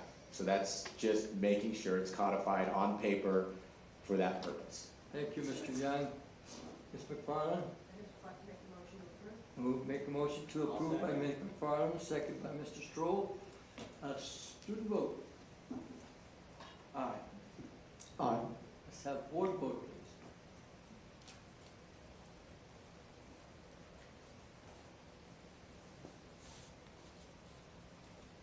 Motion carries 7-0. Now we come to reports, COLA and new cash calculations. Mr. Kahn. Thank you, President Nava, members of the board, Mr. Young. Annually, School Services California, the largest public school fiscal consultancy in the state, holds 3 budget workshops, one in January after the governor announces his budget, one in May after the governor announces May revise, and then again one in July after the new budget is adopted and signed off by the governor. In this district, board members, superintendent, business staff, and all of our bargaining units typically attend at least one of these annual workshops. This item has its origins in the governor's budget workshop in January, where school services advised that given the effects of declining enrollment statewide, and then also some of the technical calculations related to our hold harmless, specifically in this case that being the ending of the 3-year moving average of our ADA, that it would be wise for business staff to inform the board exactly what impact that declining enrollment had. So this is a simple calculation. We will discuss it again tomorrow night in SBAC, but in essence, the effect of the declining enrollment on your 23-24 budget versus the stated COLA of 8.22%, it results in roughly $12.972 million in new cash. I'll remind the board, your staff does not calculate revenue. We take our numbers directly from the San Joaquin County Office of Ed. That $12.972 million is the equivalent of 4.99% increase versus last year's LCFF. I'd be happy to take them. Thank you, Mr. Khan. Any questions for Mr. Khan? Mr. Nava? Mr. Porter? Yeah, I kind of was fooling around on that California website, and it said that our population for... Mr. Porter, would you pull the microphone to you, please? Yeah, I apologize. It said that, and this is, I forget what website I was on, it was in California. It said that our student ratio, or our student population, with 23-24, coming off 22, would be 29,387. That's what's been reported in the county, and we take 20% of the county's revenue from that. And this is coming from the county. I believe Stockton was at 40,000, they're 40% of the county budget, so forth. So the money is going to be dispersed through the county, and our ADA, or not our ADA, but our relation for this year is set at 29,837. I saw that on a form from the California website that looked with a letter that went out to all the superintendents, and then the website to go to. So am I wrong? Where am I on that? Because I was trying to look up our number of enrollment. Give me one moment, Mr. Porter. Yeah. And I believe the county is then responsible to give out the revenue to it. Is that correct? That is correct. Yeah, and then they said that we would get 20% of their total amount allocated from the state. It's quite a difference, Mr. Porter, because that's 4,000 students. Yeah, this is what I saw on the printout today. I could be wrong. Well, I would make two suggestions. One is our numbers are nowhere close to 29,800. But if you were to look at the DataQuest website, which is a CDE website, there is probably that level of enrollment in our boundary, but portions of those kids go to charter schools or private schools. We currently have our enrollment down anywhere from 500 to 700 right now versus last year. Yeah, I'm just saying what was coming from the county, or was sent to the county. So I might be wrong. I can't speak to the NAR. I know what I'll do is I'll email you the information I got, and we could have a discussion. I might be wrong. Okay, any other comments from the board? Ms. Paul? Thank you, President. Mr. Khan, so because of decreased enrollment, I didn't get $10 million in funding, approximately. Well, we believe, based on the county's numbers, that the increase in your LCFF funding will be $12.972 million. So if we were expecting an 8.2% increase and that didn't occur, instead it was 4.99, that's almost 10 million less than what we would have got if it was 8.22. Sounds like a larger number than I would calculate. If 5% is equal to 12.972, but if we were expecting 8.22% on funding last year, it would be, I think, closer to maybe a $20 million number, and we're calculating 12.972. So 8 million, not 10, Okay. is Yes, what ma'am. we got. So this results because of chronic absenteeism. No, ma'am, it's declining enrollment. It's So declining. every year, we have more seniors graduating than we have tenders coming in, for want of a better visual. Any other comments from the board? Comments from students? No comment. Comments from the audience? Hi, Lisa can't be here tonight, so I'm Lisa. I'm QB3. I'm wondering why we are down and why kids are going to private and charter schools. I can make a few guesses. We have declining enrollment, but yet we have classes filled with kids with no teacher. We have parents who feel like their children are not being served, so maybe they're leaving for that reason. We have teachers who are teaching 120, so they're teaching every period at the high school. So maybe if we kept the 8.2, that would increase the salary, which would make people want to stay and come here. And then my friend whose son didn't have an English teacher last year, had people coming in and filling in, would be happy and would want her kid to stay at that high school. Thank you.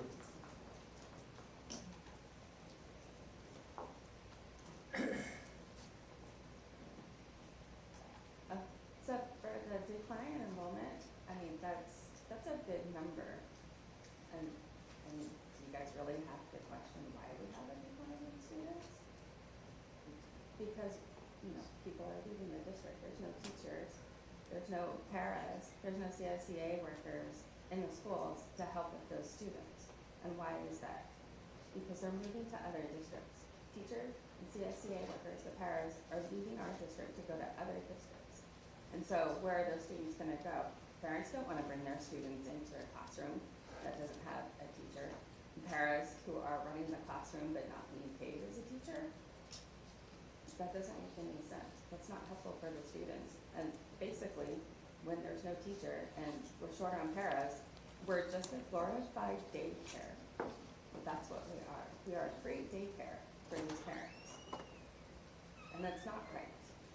We should keep it at the 8.22. If you want to keep the paras that are already here and leaving, make it more enticing for them to stay, instead of all of us wanting to leave the district looking for other job opportunities and looking for other districts to go to.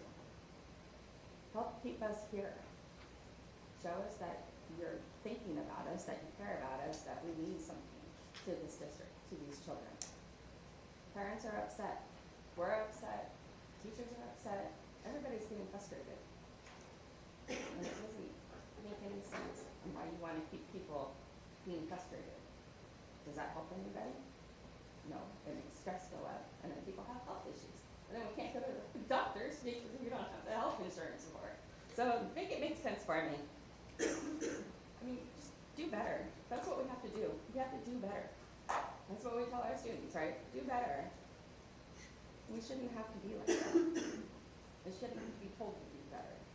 We're adults. We know. We live every day. We should already know these things, right? Thank you. Thank you.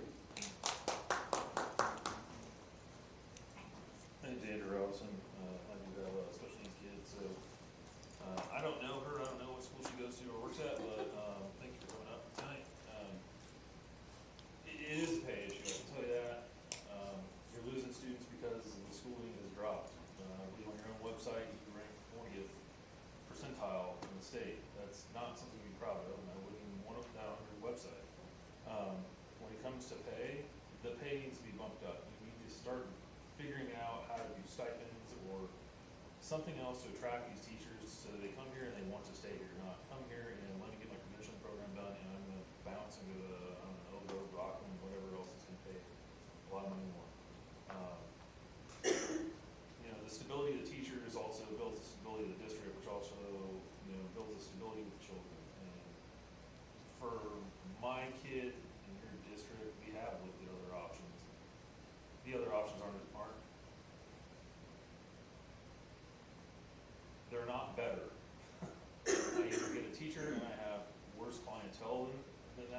a state year where they have better clientele, aka students, and they don't have a teacher.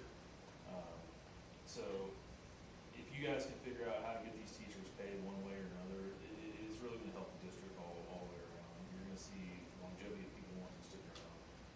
The pay and benefits, I know it's a negotiated issue for just about every job there is now, but you know, we got to do something for these teachers. We got to get these schools better. That's why you're going to be losing people, and that's why they're going to other cities. And honestly, parents are moving because of school districts now, and charter schools are really better. So, you know, and they're also safer and they're smaller class sizes, which you know is another thing that I know you guys are battling and trying to figure out. So, that's all I got to say. Thank you. Logan. Sorry, I know President Nava, members of the board, and Mr. Superintendent Young. I know I am not the smartest guy, but as a student that goes to a school, I recognize a pattern within my peers because I am a senior, and as many of you know, seniors do not like to show up to school.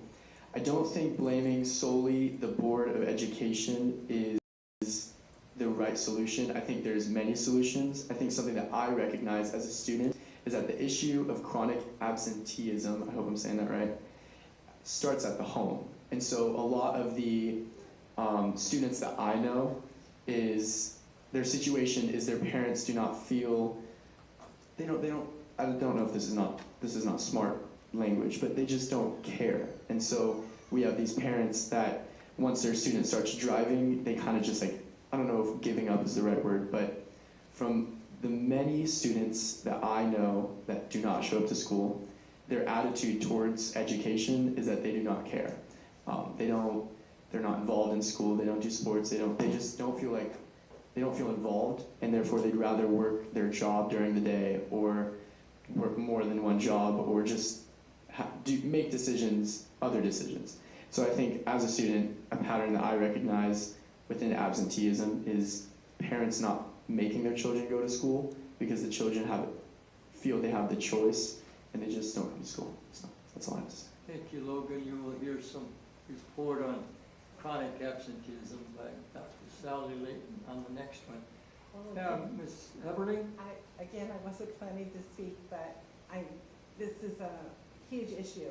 First of all, local control funding formula is ridiculous. The name implies that it's local control, but it isn't. And it was written by, I'll tell you, I know who it is, but I won't say it. And it's not a good way to fund schools. I agree that we have a problem with students coming back. Part of that was because when we did the COVID lockdowns, students were just passed through. Some of my students told me that it was a gap year for them, that they didn't get much. Myself, I ended up teaching kindergarten for a year. The people that I know that are leaving the district, it's not just how much money the teachers make. There are a lot of issues out there, and we have to instill the idea that education is important, that we're not just going to pass everybody along, and that merit counts, and that when students work hard and they perform well, they should be rewarded for that. And I think most of you know that in the over 40 years that I've been involved trying to help save public education in Lodi Unified, I've either been paid or unpaid. But the good news is that I had new students come from Tokay this last weekend, and I'm seeing kind of a resurgence of people being more involved. And so hopefully we'll move on the track of getting back.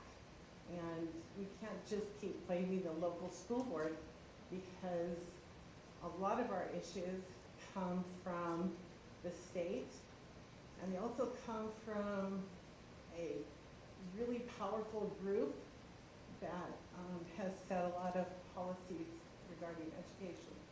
And so until we go back and say your education is important, and we focus on that, and we want all children to succeed, and we're going to be in trouble. And so hopefully, if we all work together, instead of blaming each other, maybe we can do a better job. Thank you. Thank you, Ms. Emily. Thank you, Mr. Khan, for your report. Let's move on to impact on chronic absenteeism. Dr. Sally. Thank you, President Nava, members of the board, and Superintendent Young. We wanted to prepare for the board a report on the effects of chronic absenteeism on our students' academic performance. Mr. Uwe Dahmen from our ARE coordinator and his team have compiled some data for us, and they'll unpack that briefly. And also Mr. Dawson and Mr. Lambert will be able to provide you some information on initial steps we are taking to address what the data is telling us as far as the impact and our response to improve attendance. Thank you, President Nava, members of the board, Mr. Young. So we started our research journey here with two questions in mind. First slide, please. What is the impact of chronic absenteeism on student academic performance, and which student groups and grade spans are most impacted? Next slide, please. So we started the process by formulating our goal, which was to compare the academic performance of students who were chronically absent with those who had strong attendance. And so we selected an attendance rate for the strong attendance group such that we would get a number of students in the strong attendance group roughly equal to those in the chronic absent group. And the reason why that's critical is because as we started disaggregating further, we did that by the 4 different grade spans. As we dug further into the student subgroups, that becomes really critical because we want to avoid is comparing a group with, let's say, 100 students with another group that only has 5. We then calculated the average difference in performances for those subgroups using a variety of different assessments that we give throughout the district. And then finally, we wanted to limit the study to students that have been with us for a significant portion of time. We chose the census date, which is the first week in October, which was this past October. Next slide, please. Not surprisingly, we saw that chronic absenteeism has a negative measurable impact on all of the grade spans that we analyzed, and of course the subgroups within those grade spans, particularly with the grade 3 through 6 grade span and the subgroups that were in there. But oddly enough, generally not as much with the English learner subgroup. And finally, we noticed that the African American subgroup would have the most to gain by a reduction in chronic absenteeism. So I will apologize for this next slide. I know it's an eyeful. We have 4 tables here. Each of them represent one of the grade spans, the 4 grade spans that we took a look at. Each number that you see in those cells represents an average difference. So to help guide your interpretation, for example, let's take a look at the first circle data point that I have. I have 4 up there, totals that upper one. Let's see if I can remember the number. So what we're seeing here is the average difference of our African American subgroup for students who had a 97% or higher attendance rate against those, the chronic absentee African Americans who are chronically absent for the grade 3 through 6 grade span. So African American subgroup, grade 3 through 6 grade span, comparing the difference of students who had strong attendance versus those who were chronically absent. And we see that there is about a little over 286 point Lexile difference between those 2 groups. Now, we realize not everyone may be familiar with Lexiles or all the other metrics that we use, so we provided to give you a size, or give you a sense of the impact or context for that difference. We've provided the Lexile ranges and all the other scales that we have in the addendum below. So that's the difference between that group and that grade span for the students who are chronically absent versus those who have good attendance. You can see it's quite significant. And we see a similar pattern happening for the African American subgroup in the grade through 7 and 8 grade span below. Now if you look to the left, I've circled some points, same thing, Lexile, average Lexile difference between the groups for EL, for our English learner group, you can see that those differences are significantly lower.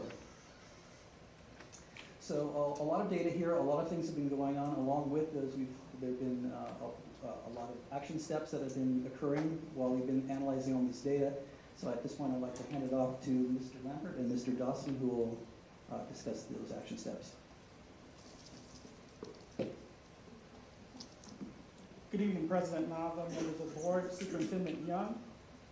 We have a number of goals that our board has outlined so that we can support our students succeed after they graduate.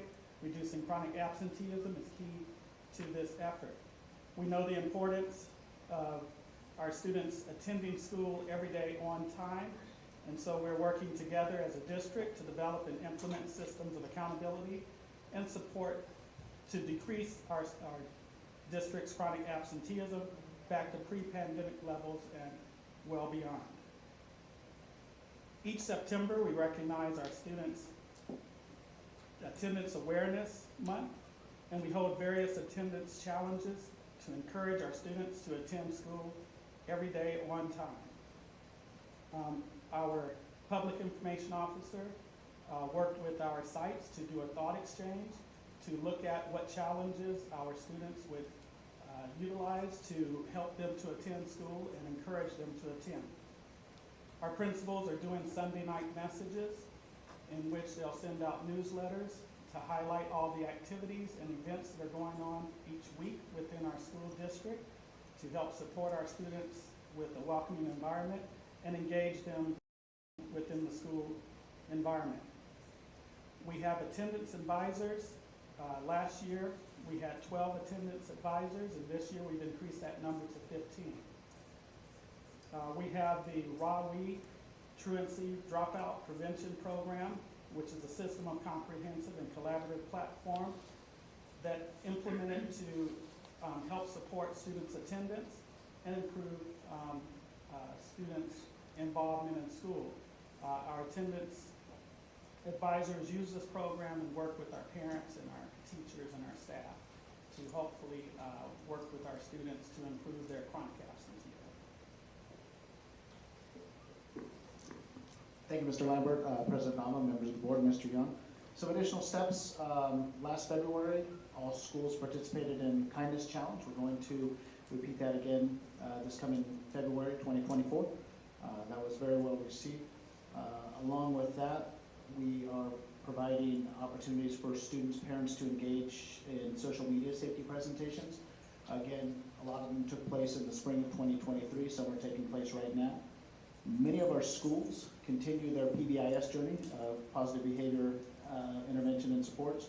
We currently have 18 schools that have either reached or applied for platinum status, one at the gold level, one at the silver level, and one at the bronze level.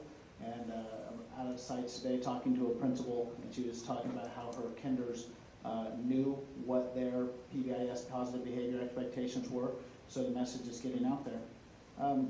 Increased notices to families, education, outreach, support through our attendance advisors, through our Sunday principal messages, making sure that our families know and understand the importance of being to school, being on time. School attendance advisors also working with schools on the school attendance review team, working with parents of chronically absent students, and something that I'm really excited about that ARE has been able to create through our Power BI, our chronic absentee reports, where now our principals will be able to have a report in front of them that will show who is chronically absent so that they can provide intervention sooner rather than later to identify those students who are chronically absent with their PBIS or their SEL teams on campus.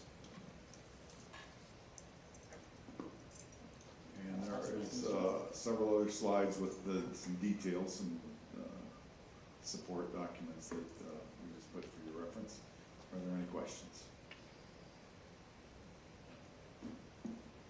I have a real quick one. Ignorant.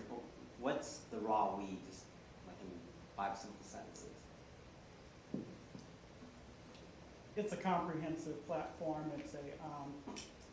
It is a program in which our attendance advisors use the program. It highlights those students that are chronically absent, and it gives them the data to be able to pull together and provide supports. So it helps them to be able to look at the chronic absenteeism and align it with supports.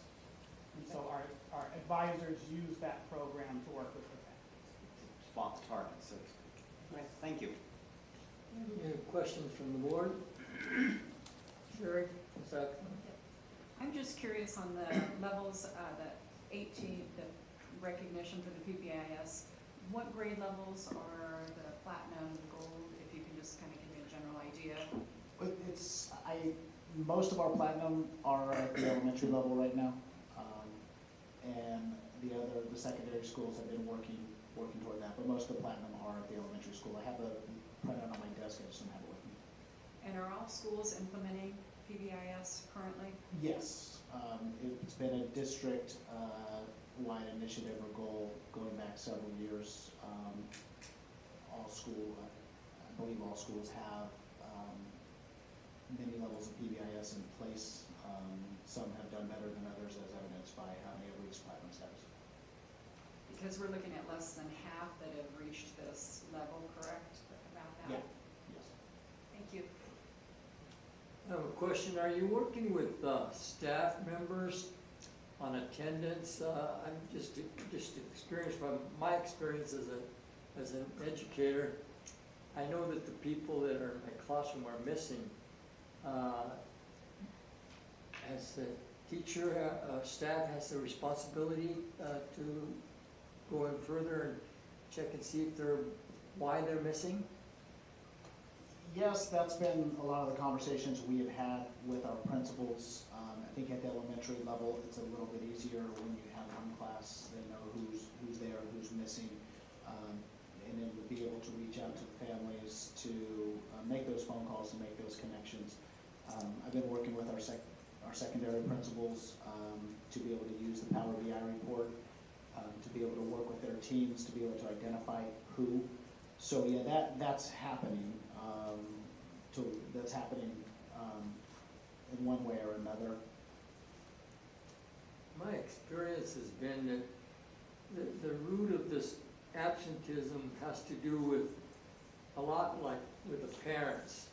I know that Logan mentioned that he's at the high school level. I'm just talking about elementary level where you have these parents that are, for example, that go out in the fields early in the morning and their children are just left there, and then you go to school and walk to school and no record until they come back from home. So the parents are really responsible in their support to their students for attendance.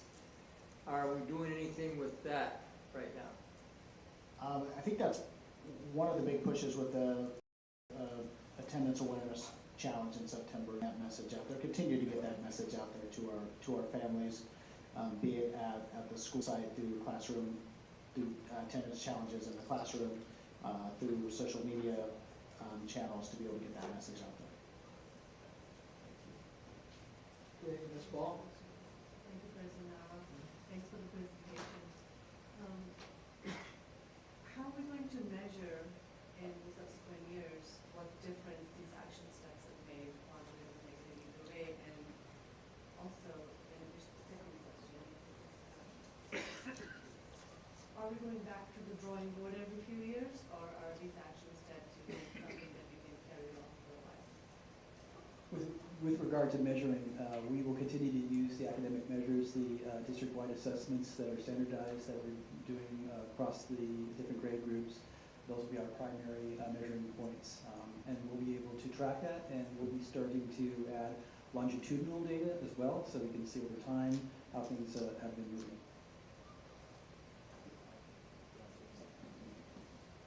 And the second part is we're continuing with several initiatives, and we want to continue with those initiatives. So when we look at the longitudinal data, we can look at it over time and continue to see how those initiatives work. So we've been doing this for a while. We've been using the standardized results for a while. We're just adding some things to it to see if it helps. Correct. Any other comments? Ms. McFarland? A quick one. When I look at the Lexile for the English language, I think about our migrant population.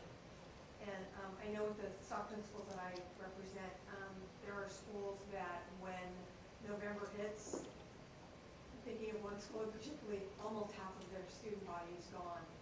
And they come back about a week before testing.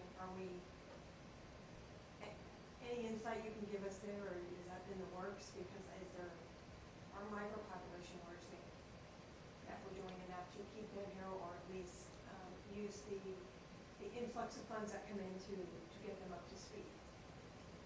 So that's an ongoing process, as you've alluded to. I can speak to our county consultant was a migrant student 35, 40 years ago, and he spoke about that same scenario playing out. But we are working with families to stress the importance of attending, and now we have hard data that we can say this is the difference between attending and not attending.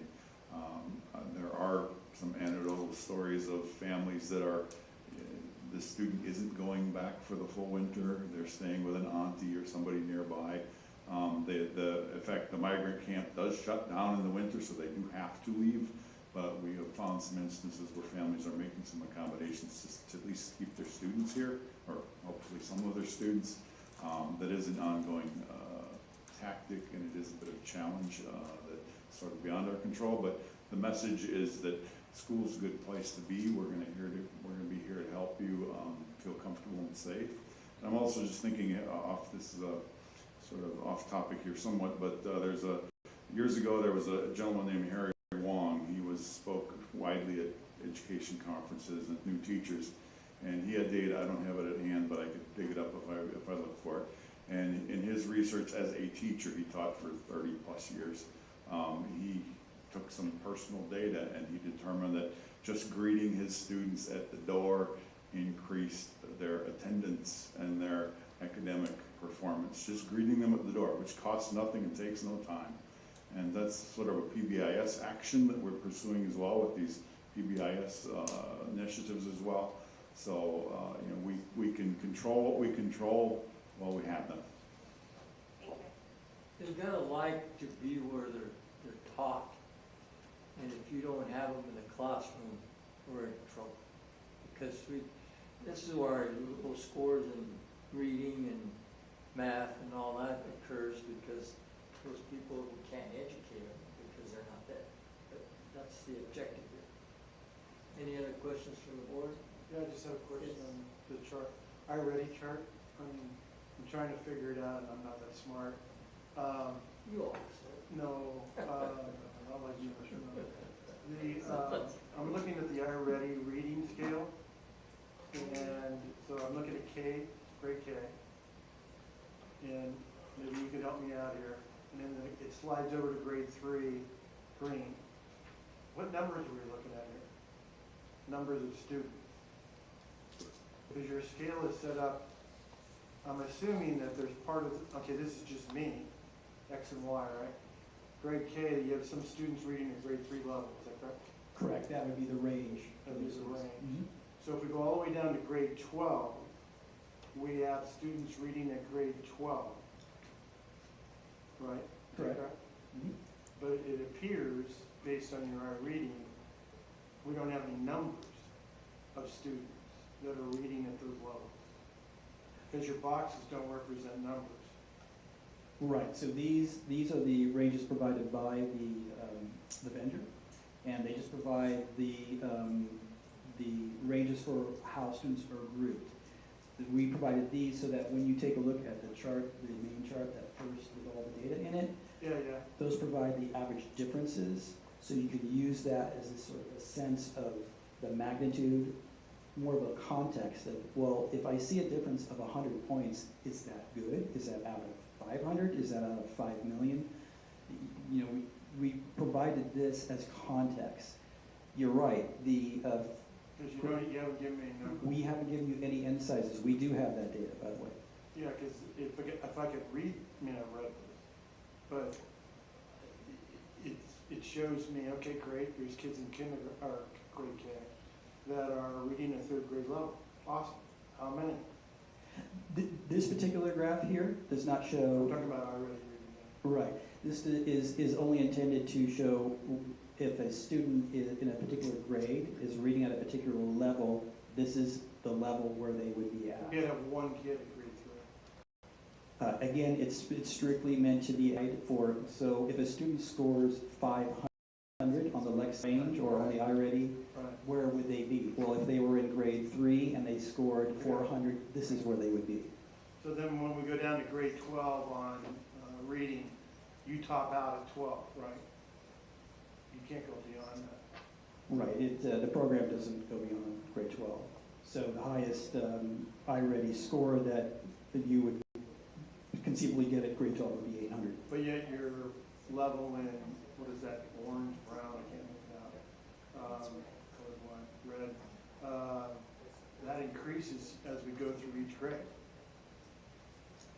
Yes, it does increase for each grade, but because you're topped out at your senior year, anything below what is supposed to be for grade. So if you look at the row and then go across, go to the top, if you're matching the grade level, those are the scale scores for your particular grade. And at grade 12, anything below that is just not a grade level. So improvement gets more logarithmic then? I don't know if it gets more logarithmic. But if you read your red, it's pretty consistent. It is not linear, that is for sure. The red is. Right, We because have no numbers. because improvement increases at the scaling at the lower levels is broader. I got you. Okay, so we don't have numbers though, so this doesn't. Not in this, but we do have that information that Yeah, I the think board needs it. for the board, just for me, that'd be more helpful in understanding how we're doing on both iReady and iReady reading. That's my one takeaway from this. And then the Lexile was really interesting. The PBIS, is every school implementing it the same way? Like our high school doing the same thing? I can't say that they're implementing the same way. They are implementing it, but it looks different at different sites, and it looks, I'd say it definitely looks different from elementary to middle to high.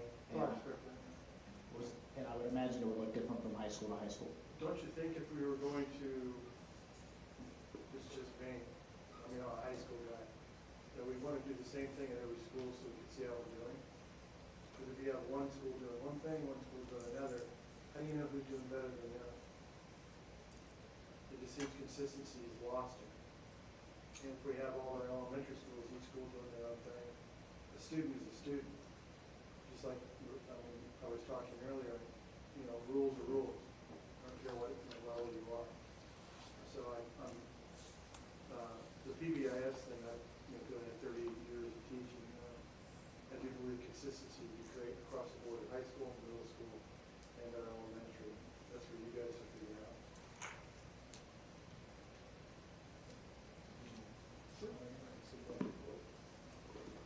I might add that even if schools are doing different things, we can still monitor the growth that's occurring, the change between, yes, one What growth school. are you looking at? So we could look at, let's say, iReady growth. We could have it, in fact, we do that assessment 3 times a year. So we can look at the difference between the beginning of the year and end of the year, or beginning to middle of the year. And yes, maybe one site has higher scores, but their growth may not be as much as another site that will. So we can monitor that as well. And one other point I want to add is that the table that you saw, in a sense, that's a sample. We're generalizing from a sample. Because we just wanted to get a sense of what is going on in terms of the performance When differences. you did your sample, how did you do it? Title I school, did you break it down anyway, or just sample? All we did was we used the chronic absentee group as our base for, okay, this is how many chronic, and then we went from there. Good, thank you. Thank you. All right, any other questions from the board? Yes, Ms. Ball? Yes? It's just a light comment. Dentists have a cavity-free club. It's an incentive for kids to be cavity-free. What incentives do we want to give these kids to come to school?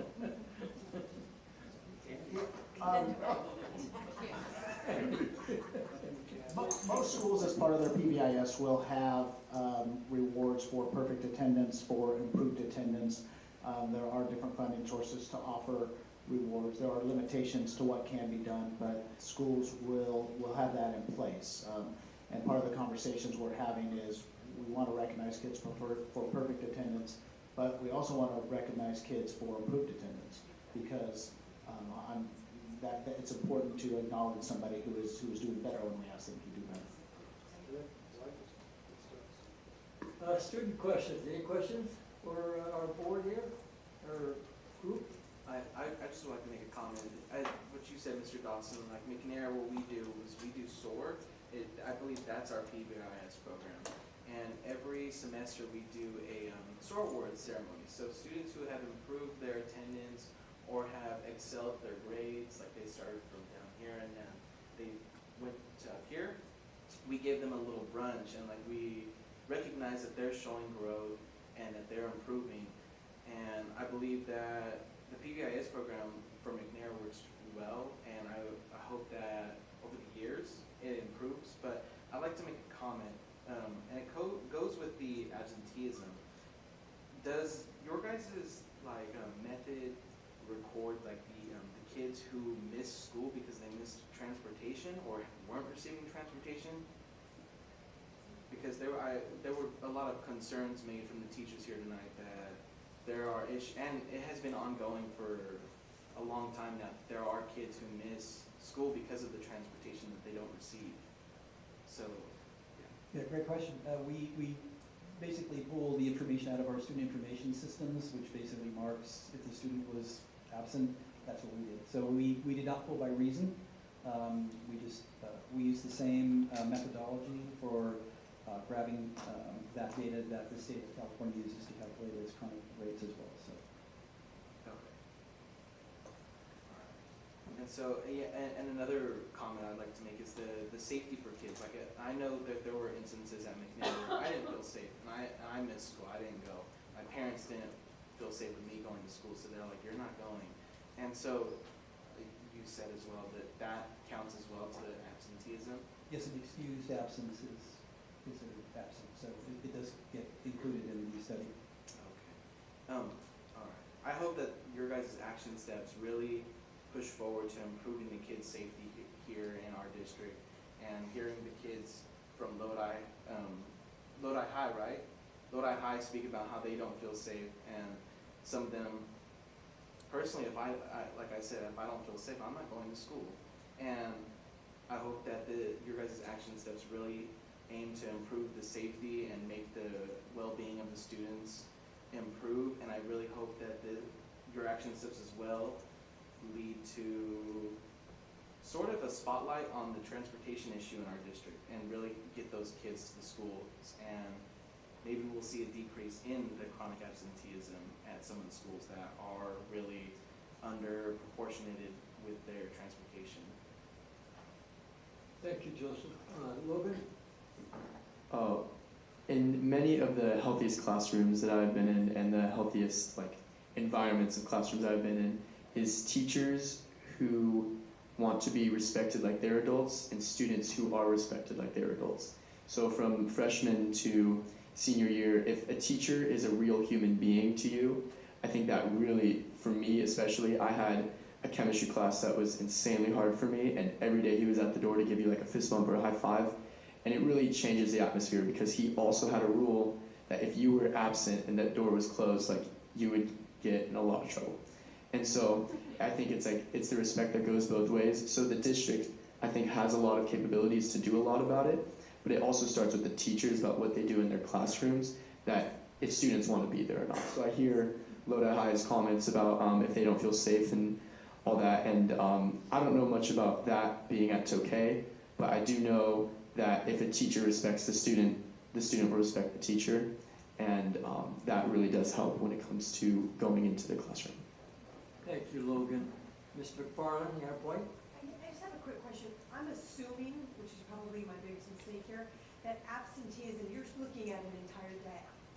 Did we break this down by first period, last period of the day? Is it on a Friday, are we having more, are we having more? I'm assuming it's a full class day. Am I wrong to assume that, or did you? We did not go down to that level. We just simply looked to see if they were marked absent for that day. So are they tagged as absent? Yes. Any other questions from the board? Any questions from the public? I have a question in your, Name, please. oh, Yeah. Tammy Braden, sorry. Thank you. And then I have a question, in your, for the absenteeism, does that include any of the special ed classes? Do you include those in that? Or is it all students or? Yes, we included all students. Okay, so my other question is, so because for kinder, you include kinder, right? Yes. Okay, so how would you, because like their early start is preschool, right? So we have a lot of absenteeism in preschool. So how, do you have a plan for special ed students that are in preschool? Well, even the gen ed preschool, like a lot of them are absent a lot as well. But that's gonna move on to when they go into kinder as well, right? And then it'll keep going up. So do you have something in place that can be put in place for the preschool programs? For Mr. Gosser, Mr. Lambert?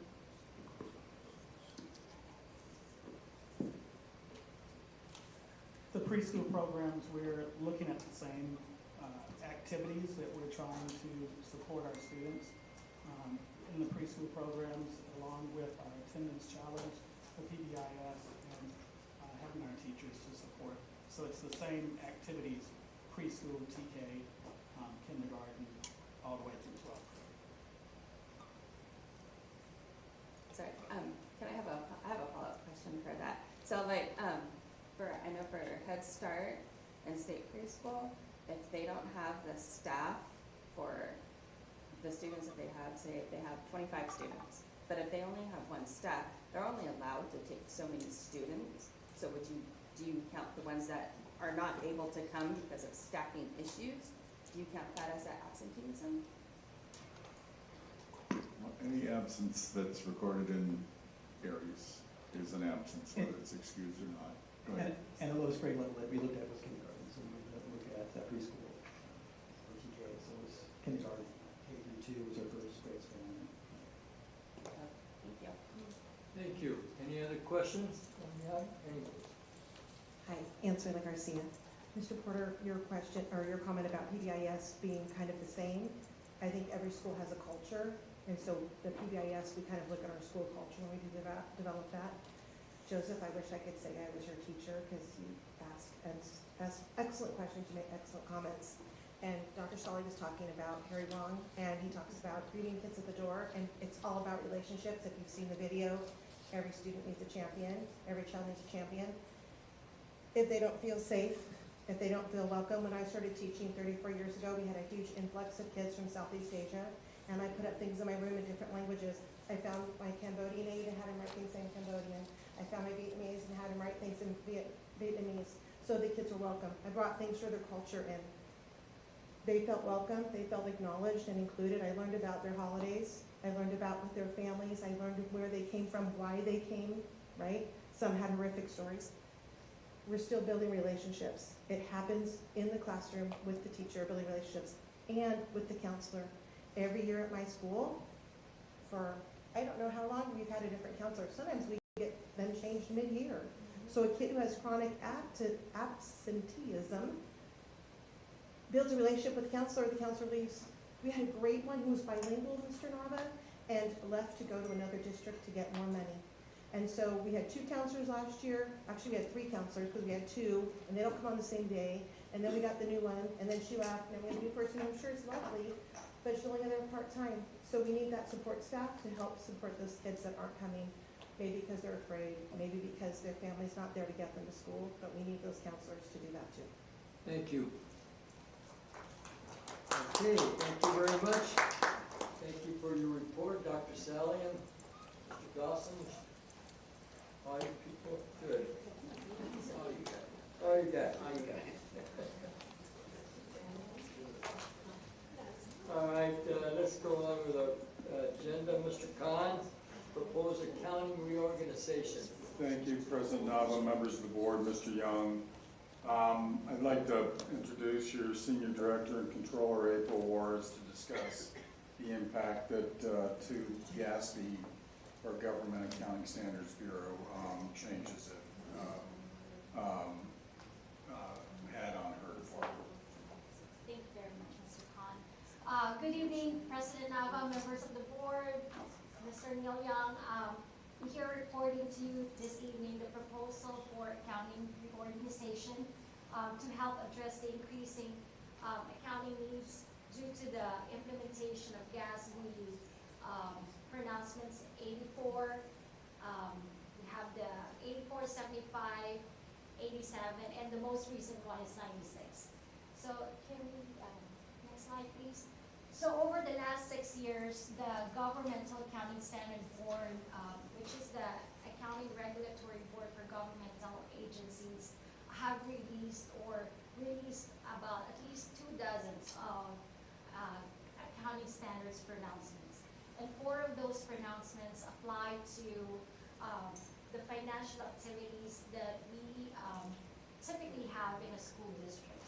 So with those the implementation of those standards, it increases accounting responsibilities as well as the accounting skills and technical skills that are required to implement these standards. Next slide, please. To align the required accounting skills and to address the increasing responsibility, we are proposing to add 1 accountant and 2 accounting specialists. So the additional accountant will address the needs to meet the requirements of the GASB 87 and 96 and other future GASB pronouncements. So these 2 GASBs are more like, it's talking about lease accounting and all those subscription accounting that we have now to account for. In addition, this position would also help with assisting or helping with grants reporting requirements. We currently have over about 100 active grants that we are working on and require grants reporting, and we currently only have 1 accountant that handles all those, so that would help that, assist that duty. In addition, with those 2 accounting specialists, 1 of them would be helping or to address the needs, as a result of the increasing responsibility of as a result of GASB 84, which changes how we account student funds, as well as with the implementation of GASB 75, which is the accounting for other post-employment benefits. So with those two, with the accounting specialist, it's a new job title to address those increasing technical accounting responsibilities. Currently, we don't have that position, so we're proposing to add that.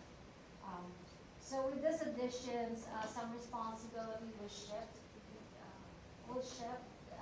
upwards, and that would require some of the positions, which is account clerk 2 and account clerk 1, would eventually be solved.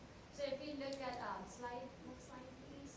So this is the current structure that we have, and the next slide please would be what it would look like with the reorganization. So you can see on your right hand side, so we have 2 divisions in accounting.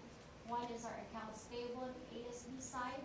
So if you look at the account clerk 1, so the responsibility would be move up or shift to the account technician position. Currently, that account technician position is open. So, but the responsibility of that accounting technician will move to accounting specialist. Just to give you like a context, the account clerk 2 usually handles elementary ASB, which is an organized ASB, as opposed to the account technician, which is which they handle high school ASB, which is an organized ASB with all the costs that we have there. So on the other side, on your left-hand side, that's more like our general accounting and fiscal reporting, which also affects, so the responsibility for the account clerk would move up so as to the account clerk 2. The accounting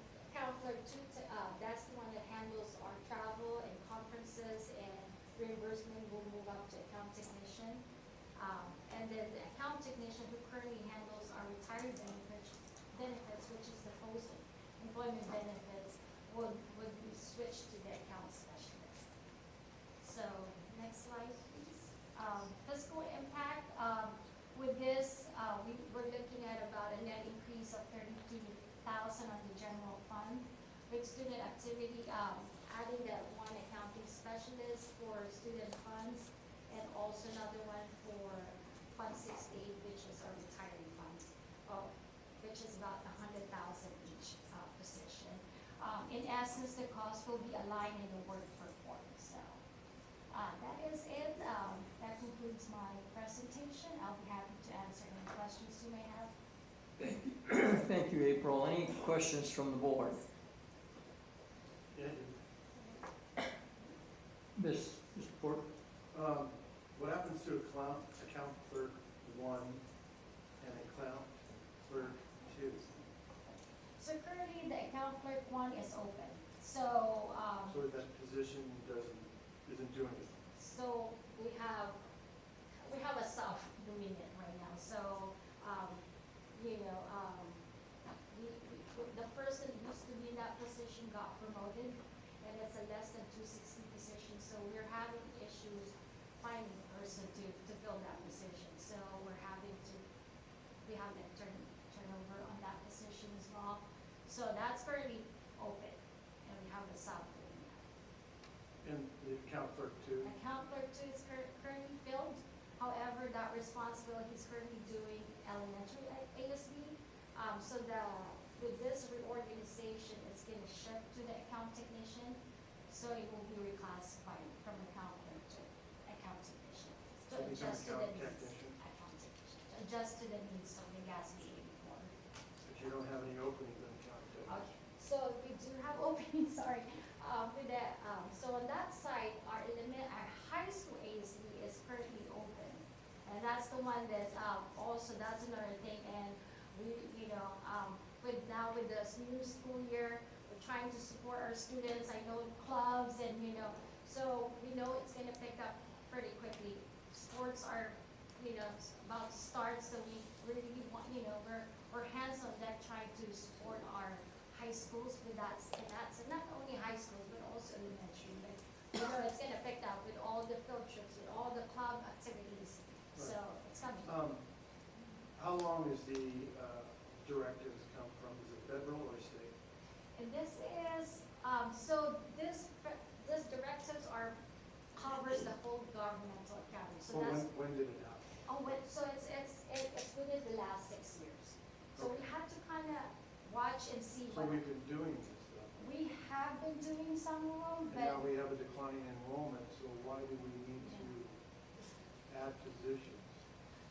So we needed to add position because we needed additional, there's additional responsibility, additional training that comes with all the standards, accounting standards in order to meet.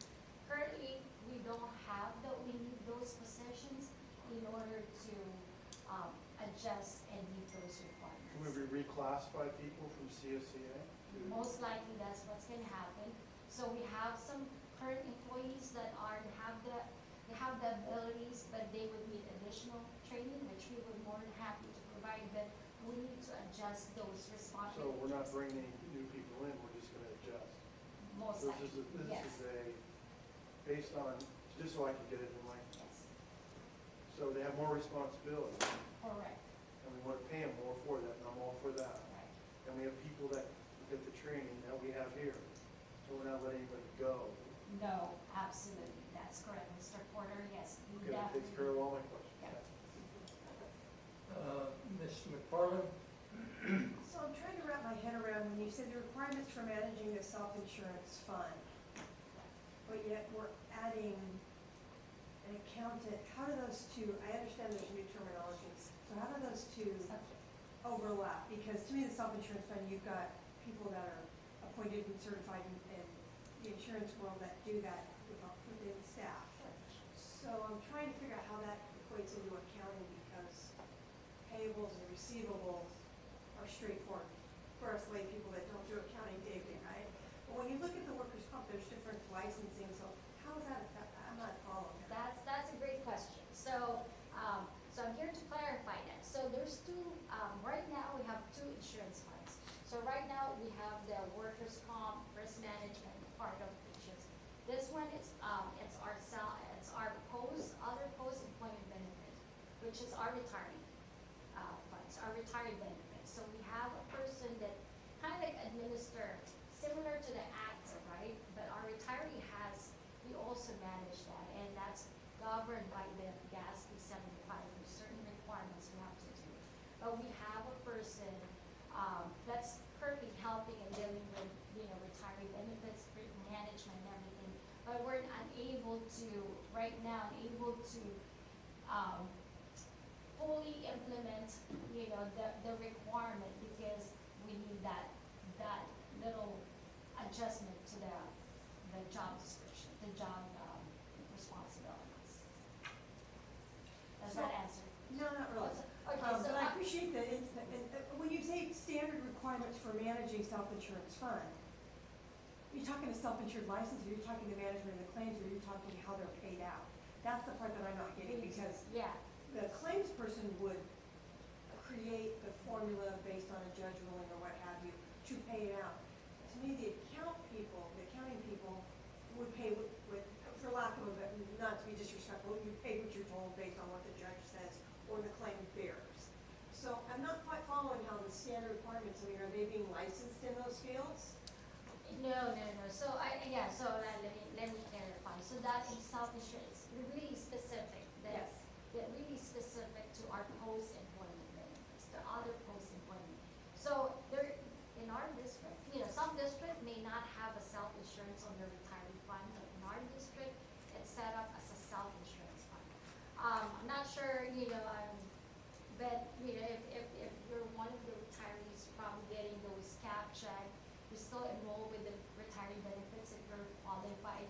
But there, so I see what you're saying, but it's the way we set up our post-employment benefit is under a self-insurance fund, which is like an enterprise fund. I guess it's a little. I'm understanding it. I just feel like it feels a little overstated for me.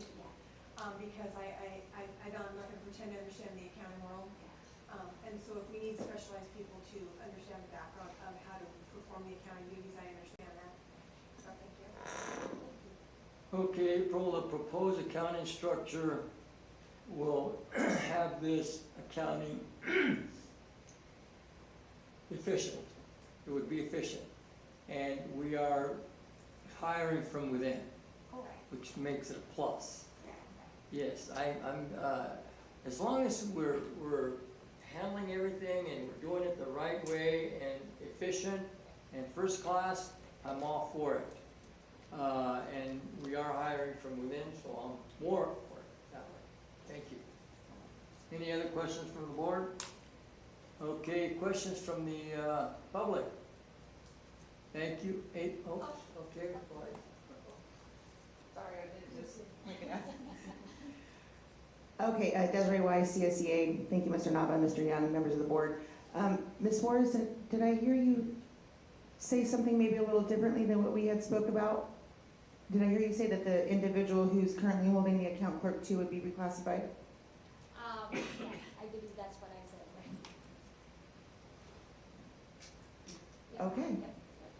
All right. I mean, April, Ms. Suarez and I did have a couple different chit chats about this. I did have some concerns, and so I'm glad to hear you say that. Thank you. Thank you. Thank you, April. Dr. Khan, for your report. And we will come back again as a action item. Thank you very much. Okay, let's go on with Mr. Young with the proposed revisions of board bylaws, sir.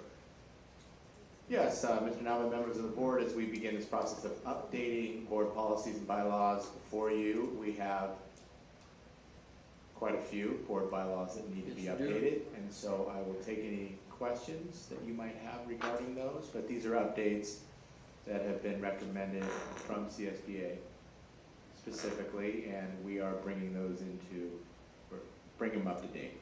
Thank you, Mr. Young. I saw your report on your email on that, some of the items that you had here. I've read all of them, and I'm informed. I think you did a great job. Whoever did this, you did a great job in revising them. Yes, thank you. May I have a question? Yes, Ms. Ball. For the board policy that we are stating here as, sorry, BD 910, organization. Organization. What was the number, just so I can pull it? 91-0. 9100. Got it, Board organization. policy. It's in Okay. the policy. Yes. Yeah. Correct me if I'm wrong, please. I know in our superintendent's job description, it says that the superintendent is the secretary of the board. And in here as well, down here it says the secretary of the board shall be the superintendent of the last sentence on the first page.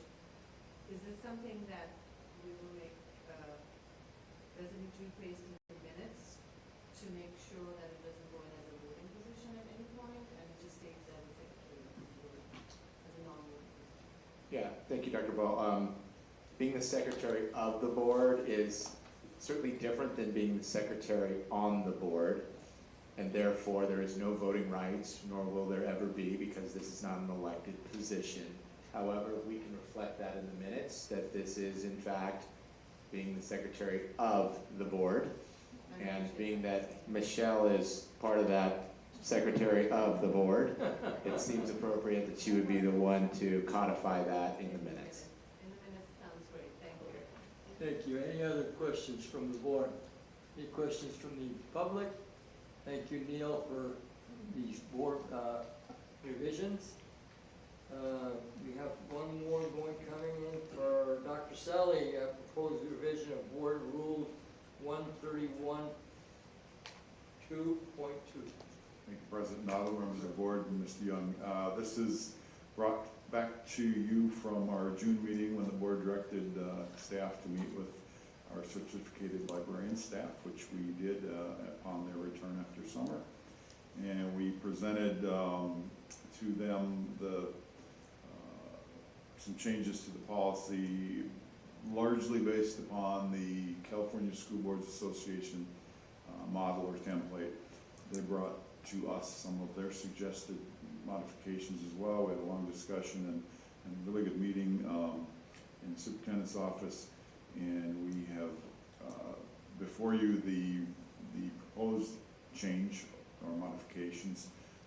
It's a 5-step process, which was what the CSBA format was. Actually, I like the 5-step as opposed to our existing.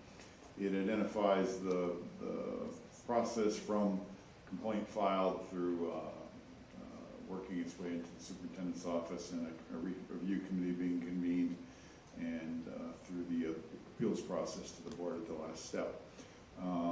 The couple pieces that the librarians were concerned about, we did address one in step 4, in that they would be identified as a certificated librarian would be a non-voting advisory role. There would be 7 other members to take the vote for an up or down vote, so we have an odd number of committee members. And then the other piece was that,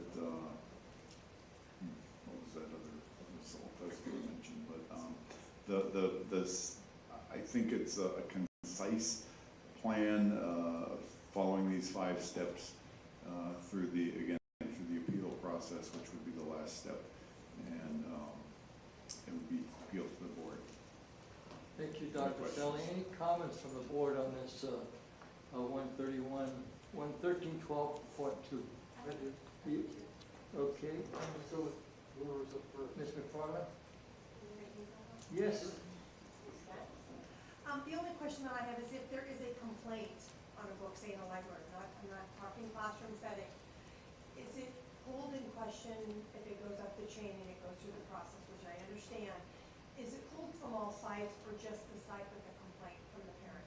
Let's say if parent X is at any elementary school or anything, it doesn't matter what grade level it is, they have a complaint with a book in a library. across the board at every school or just at that school? That's not specified here in this particular policy. At this policy, it speaks about a site-based complaint filing. And so the process would address that complaint. Would that in turn have a wave of complaints if one school finds out, hey, this school has a complaint about this book, we had the same one, and now we're seeing the same complaint, or could you do is there, I'm assuming that we would have a complaint. I could see a wave developing, yes. So I believe if it goes to the point of a review committee itself, that's a district level committee, that would apply then across the district. Okay, thank you. Thank you. Ms. Alexander? No, I'm very Yeah. happy with the. Thank you. Yep. So just one clarification for me, although it's kind of obvious, but the board does look like have the final say here if somebody brings it back to the board. If there is Step number 5. yes, if the complainant is not pleased with the step 4 results, they may appeal to the board. Yeah, because I'm looking at it and it's, I don't know, I guess just some of the wording in number 4, who's on the committee scares me because you never know. Okay, thank you. Thank you, Jeff. Gary? Good. Ms. Paul? Okay, Mr. Porter? Yeah, I have a problem with, Problem or question? problem with step 3. It said, if the superintendent or designee determines that a review committee is not necessary, the superintendent shall issue a denial. Change the word from decision to denial.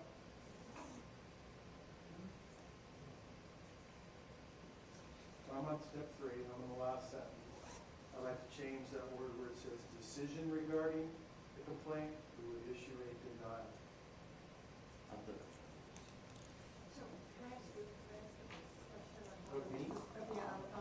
Wait, let's finish one, so Well, not that taking goes them with all. this. Well, let's finish with Mr. Porter, and then you can get on here, so I don't get confused with it. Go ahead, Mr. Porter. Okay, The question was, Step 3, it says the superintendent or designee Yes. shall determine whether the review committee should be convened to review the complaint. If the superintendent or designee determines that a review committee is not necessary, the superintendent shall issue a denial, not a decision, a denial. See the difference? yes, comment on that, Mr. Yemen? So every step of the way within this due process, from beginning to end, decisions are made. From the minute a library book is made, a decision is made to put it in there or not put it in there. At the informal level, it's a decision. I'm not sure why at that level, the superintendent who, per your board policy, has given this authority, why it would be different for the superintendent than every level You made a before. denial on that committee. You made a denial on the complaint. But it may not be that simple. There may be circumstances where, I don't understand what would be circumstances. so for example, We're getting into a word salad here. You're saying that the superintendent doesn't mean whether a review committee shall be convened. If the superintendent determines that the review committee is not necessary, the superintendent shall issue a denial. You've already said the committee is not necessary. Why do you have to make a decision?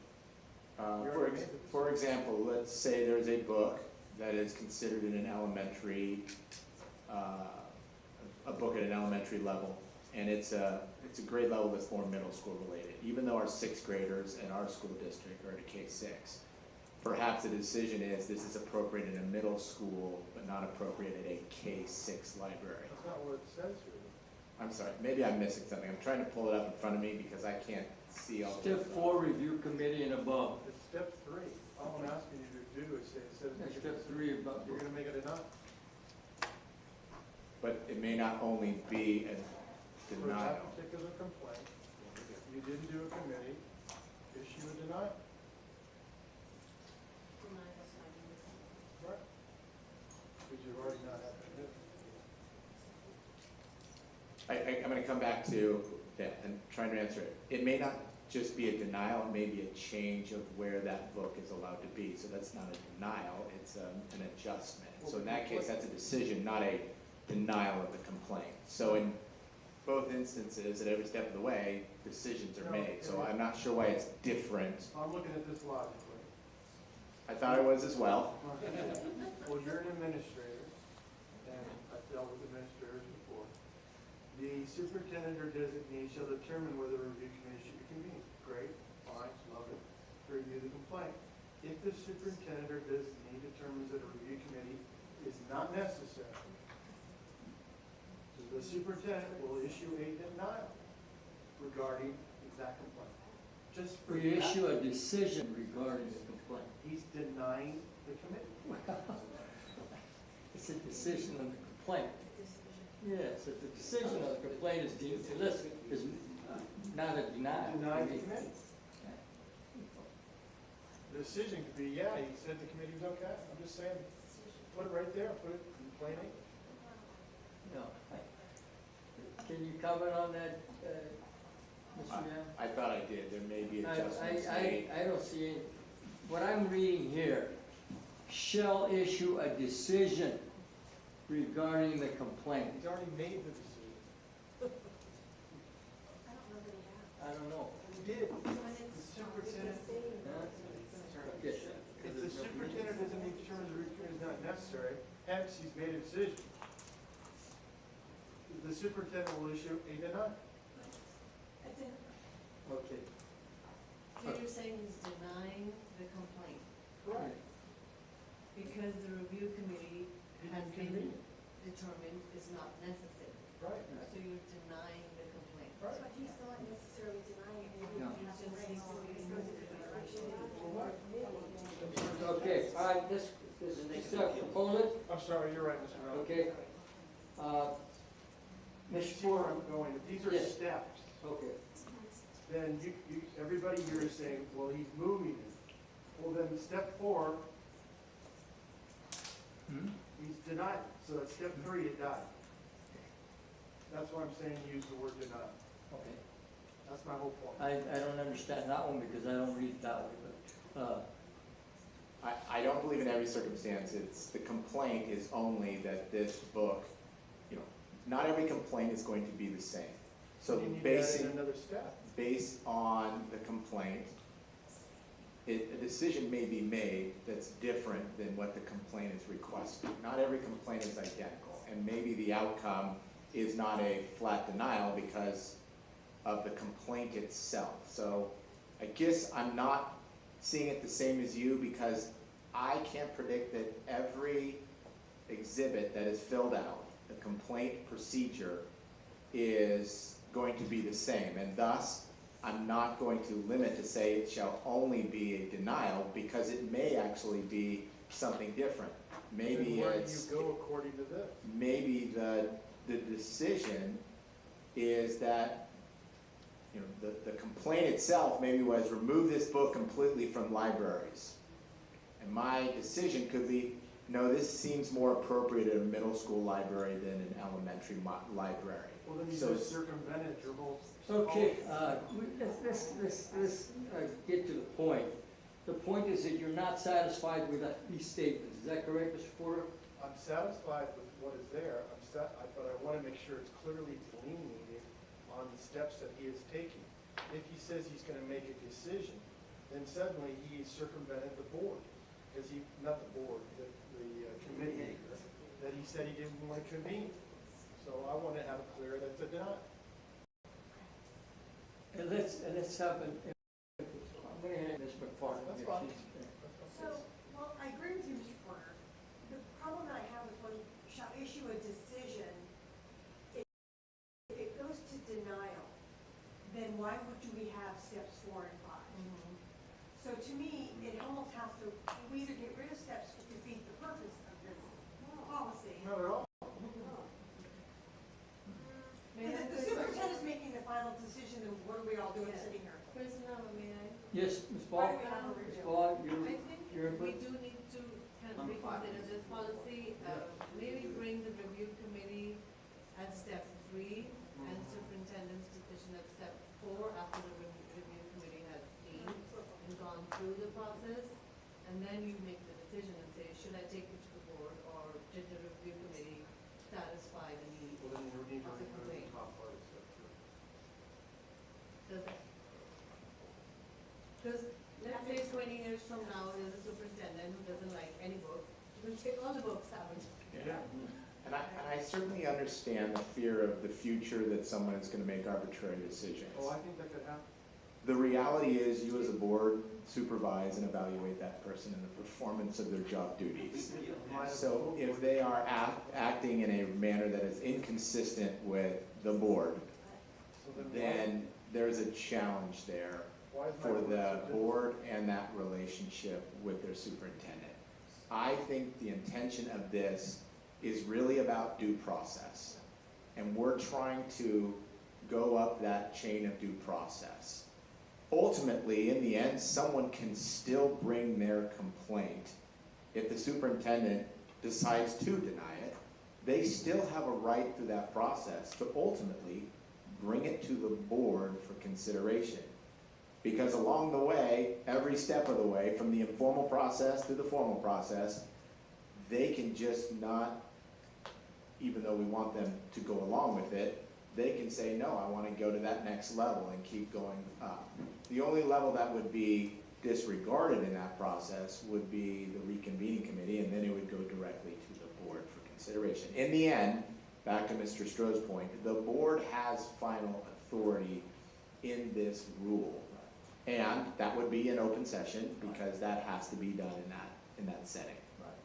Well, then my point is, Mr. Knott, if I can Yes, make- yes, your point is.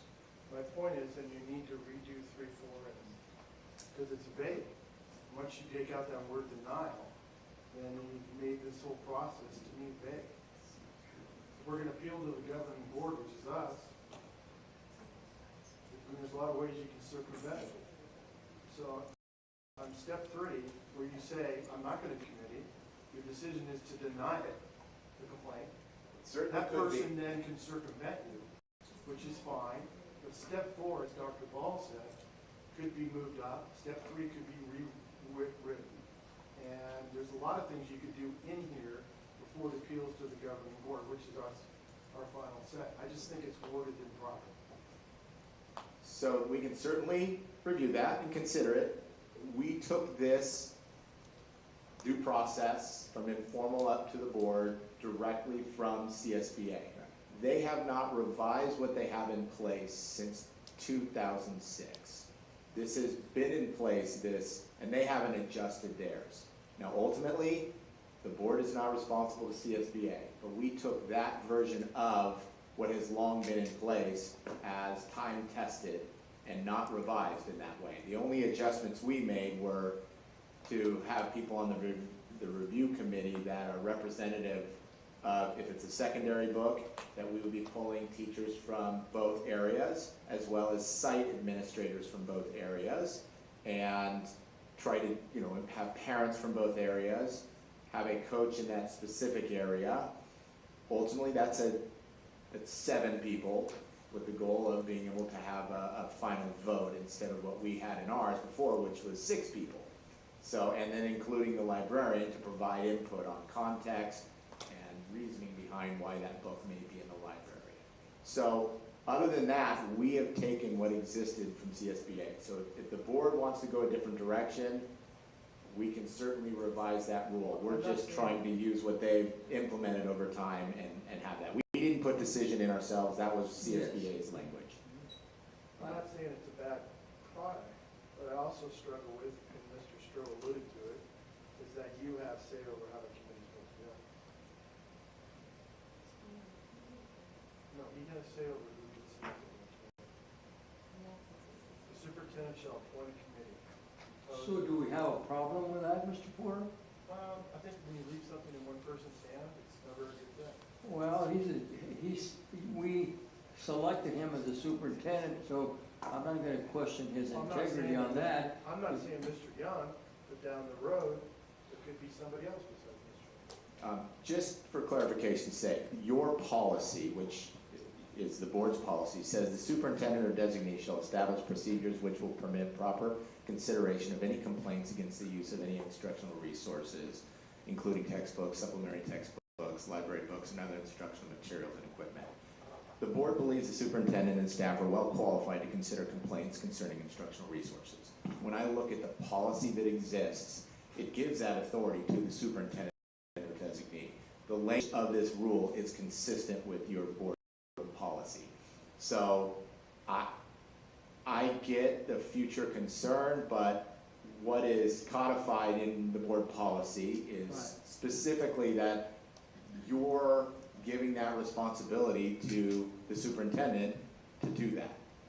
Now, I can't guarantee who wants to be on that committee, first of all, and so, you know. Oh, you and I are both on that one together, Courtney. Yeah. But the point being, looking at the policy, the language appears that the superintendent plays that role, and the rule itself, we added the who would sit on that committee, and then from there, they go through that process. So that's why it exists the way it does, those two in relationship. I'm going to refer to Mr. Nava. Yes, thank you, sir. But I have issues with this. And again, when you say your board policy, I didn't write that previous policy. Absolutely. When I say you're just the Board of Education, it's 7 people, therefore this is the board's policy, not yeah. Inherit all the board policy. You did not write that, Mr. Porter. We can put that in the minutes if that's important. Okay. No, and this is why we're reviewing them. The last time it was revised was in 2011. Yes, I understand. So, I mean, I don't know that the public is aware of that, but Yeah. there's a reason why we need to look at these regularly. Right, absolutely, yeah. Ms. Alexander? Many, I wish I was gonna say public comments. Public comment, yeah, we'll come to that. It's Jeff, okay, Gary? It's Paul, Gary, you know, okay, let's have some public comment. Any public comment? Yeah. Ms. Kelly Hanston. Since when you last reviewed this policy, the politics in our country have changed immensely. Last spring, I was reading a lot of books to my kids that I would say to them, this book has been banned in Florida. I could go to jail for reading this to you. What did you think of the book? To my 6th graders, and we discussed this in general.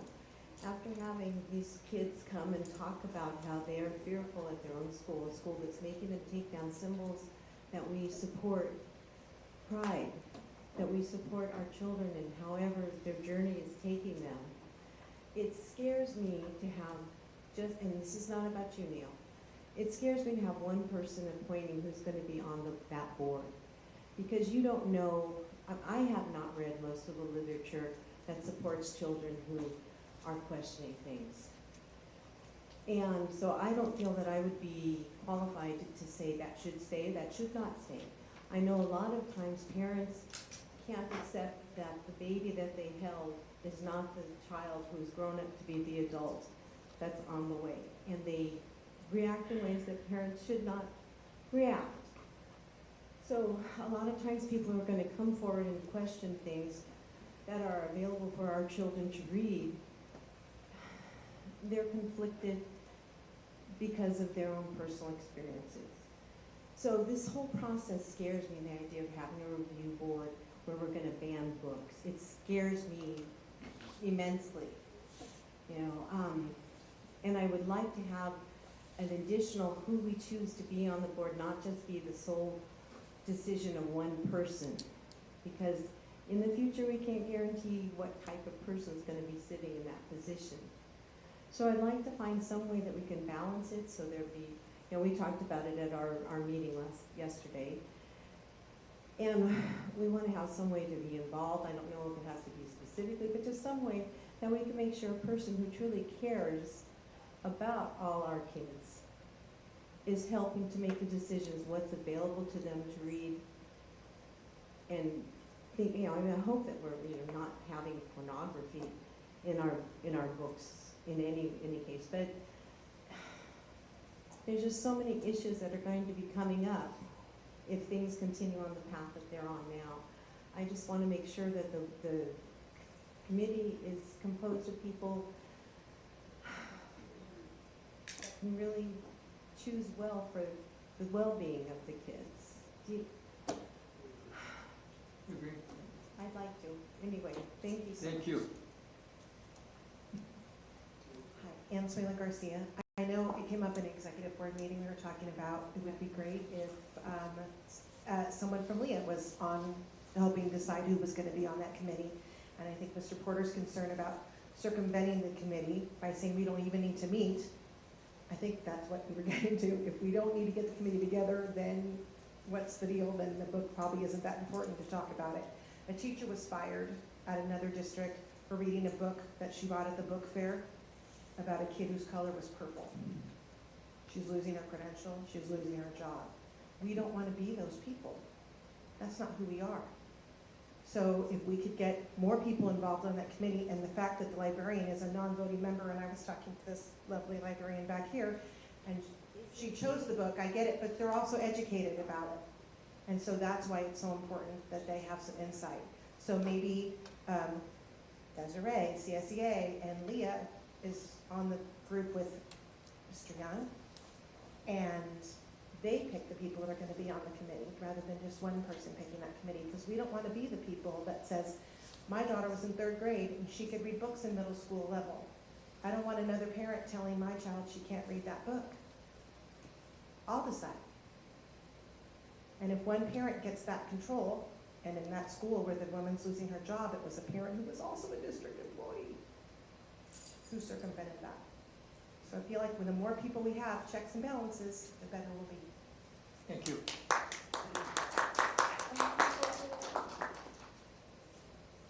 I may, you can go first. Oh, sorry. Sorry, no, done. Dr. Nava, members of the board, Mr. Gunn. My name is Renee Campbell. I'm a librarian at Lodi High School. I'm also the GSA advisor, so that's why I'm here today. I wasn't prepared to speak on this. But I did want to thank Dr. Solly and Mr. Young, sorry, I forgot that. With Mr. Young on our meeting, it was very productive, and I am actually much happier with the revision that we came up with. And I'm thankful that I felt like our voices were heard as librarians, and I appreciate that a lot. And speaking to what I know that Mr. Porter brought up about the one key word change, I think the concern for us is, I agree with Mr. Porter, and the concern being that, yes, in some cases it might just be a level change if it's just a decision, but it also could be a decision to remove the book. Because the board policy was outdated, we've had a book that's been off the shelves at all the high school levels since February. So essentially there has been a book that's been banned that has just been sitting in all of our offices without ever going to committee. So my concern is that this is going to be a cycle of what happens, like, oh no, we don't need a committee for this, let's just remove.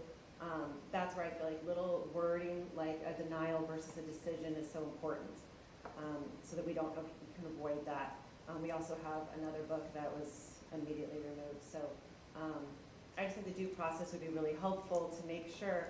I'm really happy with the steps. I just would really want to ensure that our books aren't indefinitely taken off the shelves without going to a proper committee. And yes, I did agree to being a non-voting member of that committee and rotating, and any person at the site where the book was immediately challenged not being on that committee at that time. I think that's a great idea. And I agreed to not vote because for me, it's more about giving the information of the scholarly merit and the value of a book as a whole, and the audience and my students who really connect to it, and why it's such an important book to have in the library. So that's what's most important to me. Again, I don't care about having a vote over a parent. I just want to be able to spread that knowledge and that information. So thank you for this time. Thank you for your comment. Joe? I personally love this due process system. You see everything else going around in this world right now that we live in, and I feel like the district definitely needs a new, updated version of this to kind of keep up with the modern country. And I talked to the librarian at McNair, and he personally really liked the whole process of this. He liked the steps, and I agreed with him. I read over the paper that he had and I liked it, but after hearing everything going on tonight, I feel like there does need to be a sort of checks and balance system, kind of. That's what I'm hearing from Mr. Porter and from our LEA rep here, that there needs to be a, we have this due process system, but there needs to be a layer of checks and balances from the board and the teachers themselves. And I also believe that the librarian should have a voting position. I just feel like they are the educated one when it comes to the book itself, and obviously their job is to be that scholarly informant, but at the end of the day, I feel as if the librarian would know more about the parent, or would know more about the book than the parent, and so I feel as if the librarian should have a voting seat when it comes to that whole process. Thank you, Joe. Neil, what do you need from us? I don't think at this point I need Okay. additional comment. It sounds like you have additional comment. Ron? Yes, my back still hurts, I get up slowly. I know Sorry. you do. Ron Heberly. I kind of read over this several times, and I really like the idea that we're talking about a due process. We want to try to make it as fair as possible, and not any one person or group of people ramrod something that is not appropriate. I thought it was really great that both you and the librarian mentioned that they had a great meeting with you, and collaboration is what is needed in order for you to make the best decisions possible. Well, that happened at the development of this, and so it sounded great to me. And I'm trying to read this and trying to think, okay, well, what are some stumbling points? But it sounds like everything's worked out really close. And any policy or procedure that you come up with, there's going to be other things that need to be adjusted, and they can always be adjusted. The main thing for me is age-appropriate materials. You mentioned, okay, it may not be appropriate for elementary, but it's fine for middle or high school or whatever. To me, that is the main thing. Age-appropriate, you've got multiple people looking at it, which helps us make a better decision as to where we're going to go with materials. Parents or community members do have a right to do this. It's in the process. We got it. It's right there. Granted, some people may know my child's reading maturity level, but if that's the case, then you go get the book somewhere else if it's not the book that is in your library. What we're talking about, out of all of this, we're adults. Our job is to protect children, period. And some things are age appropriate, some things are not. And it could be something that's even, like I hate horror movies. I can't stand it. I dealt with enough of that stuff in life through my work. So it's not entertainment for me. Somebody might like it. Well, I don't. I don't want to push my beliefs on somebody else. But if it's inappropriate, if it's bloody, gory, violent, yeah, there is no place for that in our schools. Until they become of an age that it could possibly be appropriate. Again, we had some collaboration, we have a policy and a process. I say let's go for it. Thank you, Mr. Everett. Can I have one final comment? Ms. Murphy, let's finish with this. Mrs. Herb. Finally, what I came here to talk about. So, I know a lot of young parents due to the fact that I have 11 grandchildren, so the oldest one will be 9 shortly, and so I talk to a lot of the young parents, and with things that are going on, as mentioned, that a lot of them are concerned about sending their children to public school and what they might be exposed to. So a lot of times you hear about banning books, but a lot of times it's really talking about, again, being age appropriate. I think that, as my husband said, our job is to make sure that we protect children and do all of those things. So I'm going to do this as a true story. When my daughter was coming into high school, they had a summer reading assignment. And I thought, well, you know, I'm a good parent. I'll read that assignment also. I'll read that book. And I did. I was quite shocked at the book. And I said, I hadn't let my children watch R-rated movies or any of those things. And I certainly thought that the book was not only poorly written, but also age inappropriate. So, you know, at the time, we didn't have any process where we would talk about that. So I asked one of my colleagues in the English department, I said, well, you know, like, how are these books being selected? And he said, well, we looked at the author. And I thought, oh, okay. I don't think that that was a really good way to evaluate the book. So what I'm saying is if there had been a process here, she would have still been exposed to that. But then maybe some of the other books that came along a little bit later, people would have been more thoughtful. So anyway, I'm glad that there's a process here. And I hope that those people are not having to read that book again. Thank you. Thank you, Ms. Everly. Mr. Porter, last point. Last point. It says the superintendent of designated, I read this 5 times. The superintendent shall issue a decision. That decision doesn't have to be a denial. But he didn't put together a committee. He went ahead and made the decision and banned the book or she. And we would never know. Do you see where that word denial is so important? I don't read it that way, but I'm not as educated as you, Mr. Porter. I'm not that educated. Stanford, I don't know, but anyway. We're pretty liberal over there. Okay. Neil, can you take a look at this policy again and make some, if there needs to be revisions, can you make them? If there needs to be, if not, we'll say status quo. Mr. Nava? Yes. Members of the board, ultimately, the rules are what staff is responsible for putting in place once board policies occur. Right. And they often occur when there's a change to the board policy. Ours, we have a lot of work to do and a lot of policies that need to be updated, Yes. as you saw from the bylaws. I am certainly willing, Dr. Sully and I can sit back and look at it, you know, go back tomorrow or the next couple of days and take a look at it. I think what I feel good about is, one, we got input from everyone. Right.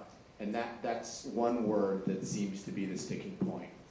In the end, I'd have to look at CSBA and why they put it in place the way that they did as a service to all board, you know, of education.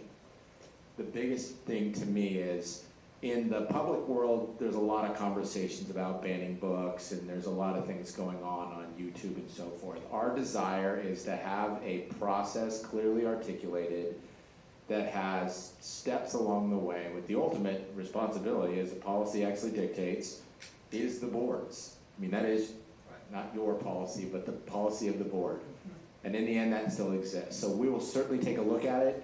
I think what I feel good about is, on the most part, other than that one piece that seems to be a sticking point, I think there's good feedback we received and input, and ultimately it puts us in a positive place to bring it back and put this rule in place.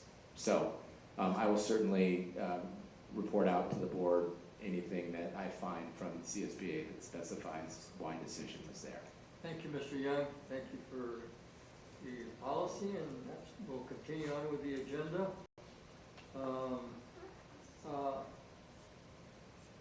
Board, go to consent agenda A. Whoa, that far. Any board members would like like to pull any items on consent agenda A? Yes. You may do whatever you want. Just because I have a question about one. Question, And it's yes. not- Let me know which one. It's item A1. A1. No. Okay, may I have a motion, please? Motion to approve all consent agenda A except for A1. Is it moved in second to approve, consent agenda A, except for number 1?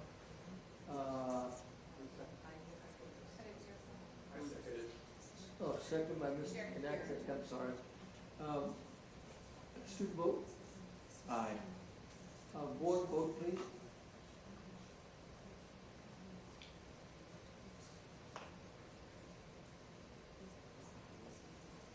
Motion carries 7-0. Ms. Ball, you have item A1 for a question to Mr. Collins. It's not item number 7. Contract 7. The agreement with the city on Lodi Parks and Rec to provide after-school tuition services. It's a hefty amount of $810,000. This is every year. Dr. Ball, yes, this is an annual fee for those sites. Let's see if I have this right here. So City of Lodi is serving, this amount is to serve approximately 600 students across Heritage, Houston, Lakewood, Larson, Reese, Victor, and Vinewood. It's 4 staff at each site, 180 days of service. Provides the program of expanded learning opportunity at ELO. It's 12 hours of staff, professional development comes to each employee as well. Average cost per student is $750 per day. I just wanted, it's a inquiry on my behalf. Do our families take advantage of this? Yes, we fill these seats readily. Thank you. I appreciate it. You want to make a motion on I do make a motion to approve. Been made a motion by Ms. Ball, second by Mr. Porter to approve item A1. Student vote? Aye. Board vote, please.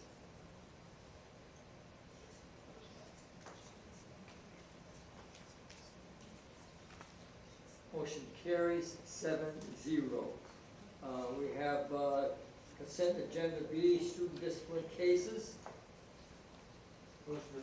Move to approve by Mr. Porter, second by Ms. McFarland.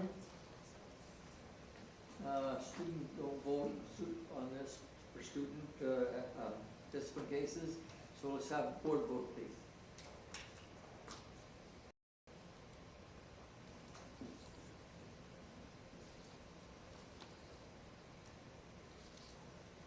Motion carries 7-0. Mr. Nava, members of the board, routine personnel matters are available for your consideration. Personnel matters. Motion to approve by Ms. McFarland. Second by Mr. Porter. You too. Personnel matters. The student vote, please.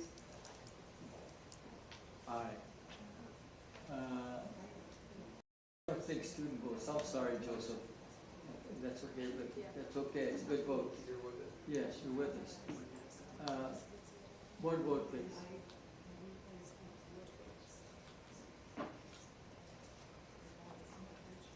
Motion carries 7-0. All right, we'll go to communications. Comments from employee group representatives.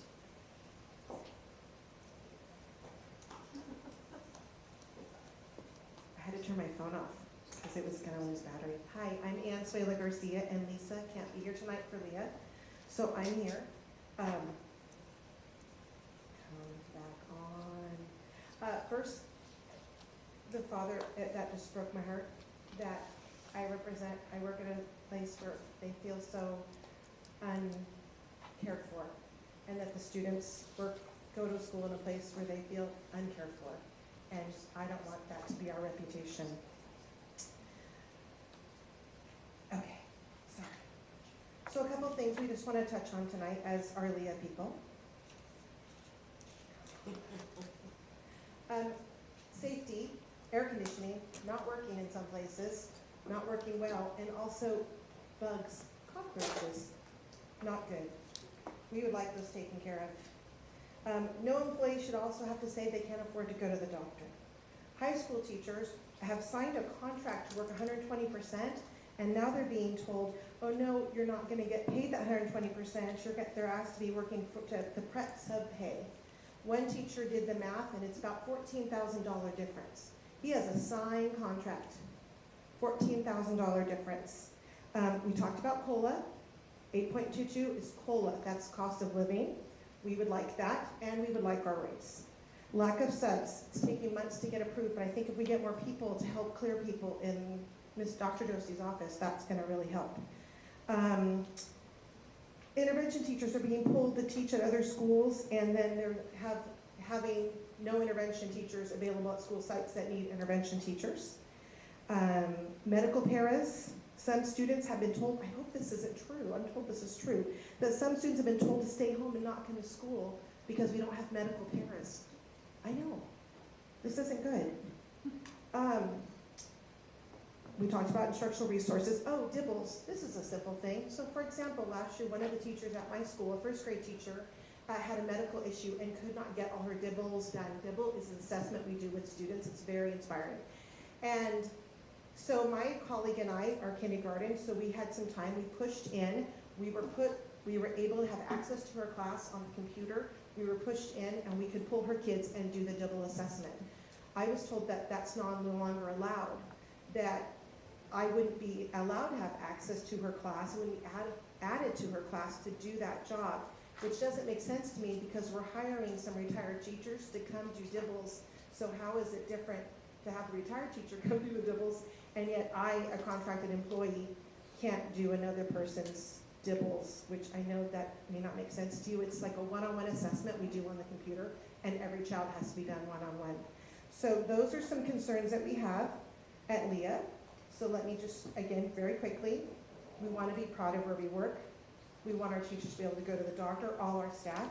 Our teachers that sign the 120% contract, we want them to have that honored. It's a contract. And if we don't honor our contract, they sure call us. We want 8.22 plus more, plus 10 no-tell days. We want our air conditioning. We would like no roaches. We want subs. We want intervention teachers intervention. We want teachers to be able to support other teachers and have access to that. And if that's incorrect, or any of those are incorrect, if you could let us know, that would be great. Thank you so much. I appreciate it. Thank you very much. Any other group? Okay, being none, then have comments from board members. Ms. Alexander? Start on that. Oh, I was gonna change. Mr. Porter did that to me last Women time. first, okay, Mr. Porter, you have any comments? I learned that from Mr. Perez. Everything went well. I really appreciate all the presentations. Ms. Walter, thank you. Thank you. I was saddened by the students from Lodi High. I never have been a fan. Students coming to school should be something that you feel warm about. It's a good experience. They shouldn't have to walk the hallways just because of who they are or what's going on, what they are in their lives. It should be a place of enrichment, warmth, and not feeling persecuted. They should not be afraid to come to school. I mean, that just tears at my heart when I hear those things. A parent that has a child with needs, I know that we're trying, and reaching out to that parent. There's always, these issues that come up, and that really tugs at our jobs that we try to do here as a board. And every person on this board is a good person and wants the kids to succeed and do well. An old teacher that was a very good teacher, Barry Marson, taught me, kind of really my mentor. And the one thing he taught me, I always remember, never make your class the worst part of the day for a student. And I always remembered that it should be something they feel pretty good about coming from. Now a lot of it falls on the teachers and the parents and everybody to just show them a little kindness and time. And then of course we can't have students bullying other students. Just not acceptable. Not acceptable at all. marginalized groups, they should feel comfortable within the schools. So it's just my 2 cents. Bullying should be zero tolerance. That's correct. Okay, Ms. Paul? Super brain's fuzzy and mine's foggy because it's late. But I appreciate everybody's patience and this, everybody with us today. Thank you. That's what the kindergarten teachers say. I appreciate everybody's patience. Thank you. Mr. Cadet today. This is going back to the beginning of our meeting, it was a long time ago. What's the deal with the flags and posters, LGBT stuff in class, at Lodi High School or any place? Is this some kind of district policy, principal, a site decision, or what's going on with that? I mean, I'm getting emails saying, teachers saying I've been told to take down LGBT posters. This is the time for your board comments. Do you want to have a back and forth? Yeah, my comment, it's a question to you, yeah, as superintendent. I don't. I will certainly, I can send the board specific policy and what's going on there, Okay. just so you understand. Okay, yeah, I just didn't want that to be shoved under the carpet, because I know it is kind of a big thing, so, yeah, let's know what's going on. Okay. Thank you. Thank you, Mr. Stroll. I thought the meeting went well tonight. Good information, good back and forth, and I felt kind of hurt for some of the kids too, because I have connections with the one dad in here. It's like, it reminded me of somebody else I knew a few years ago, not right now in the district. And then the kids at Lodi High that were talking, because, you know, you could see the fear in the girls, fear in her voice. And I think everybody needs a safe spot in school. In some place, sometimes it's only school where they're getting it, so. So anyway, other than that, I think. Thank you. Feeling good about it. Ms. McFarland? No problem. Ms. Alexander? I was originally going to address my comments tonight regarding the Tokay field and the lack of getting it groomed and having parents volunteering to help, and why can't we fix that? But I feel like I need to address the pit that's in my stomach. 10 years ago, the board policy 5131.3 was created about bullying. Every teacher had a sign put up in their room about bullying, whether we wanted it or not, these ugly yellow signs. No student, employee, or human being of Lodi Unified School District or anywhere, for that matter, should feel unsafe, unwelcome, discriminated against, or as Camille so eloquently put it, to feel that their life is controversial. How sad is that? As teachers are driven to build rapport and relationships. It's been brought up with PBIS. I mean, I'd like to go back, and I probably will, because I was in the tier 1 of PBIS, and never was it saying, well, you should only build a rapport with certain students. Or there are certain students that you probably don't want to address because they're controversial. That's not part of PBIS. That's not who we are. That's not who I am as a human being.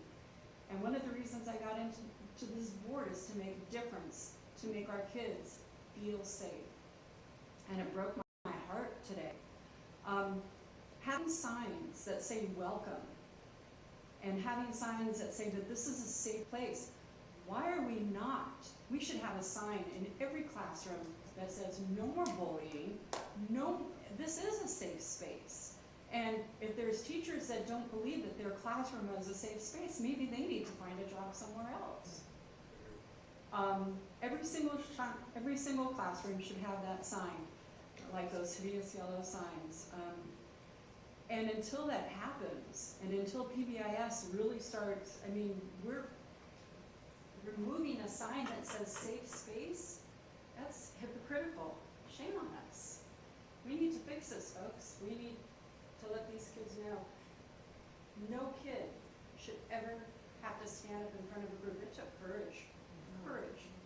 And she wasn't lying. She put herself on, and she's opening herself up. Look at the news. People are dying over this stuff. Our class classrooms should be safe and welcoming, period.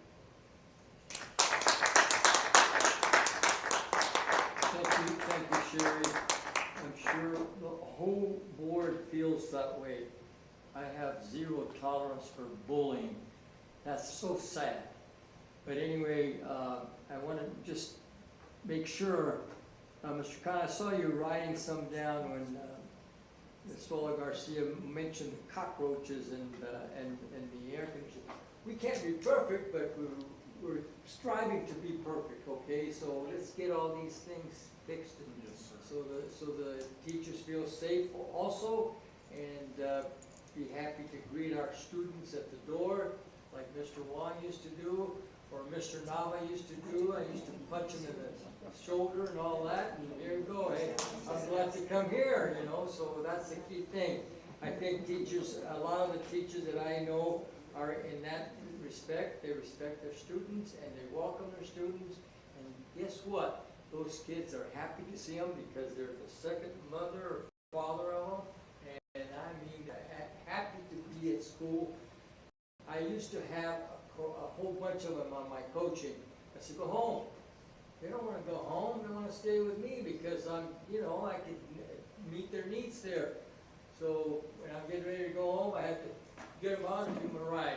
But anyway, it's important that our education system is in a matter that we have it and be very positive, and we have to build character and all that. I can go through a lot of management skills that I had and so forth, but I'm not going to go through it.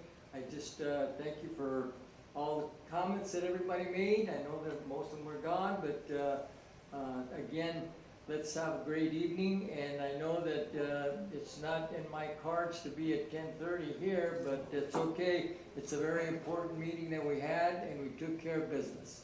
Thank you very much, and good night to everybody. May I have a motion to adjourn, please? Motion to adjourn. Motion to adjourn by Mr. Porter, second by Mr. Stroh. All in favor? Aye. All opposed? Motion carries 7-0.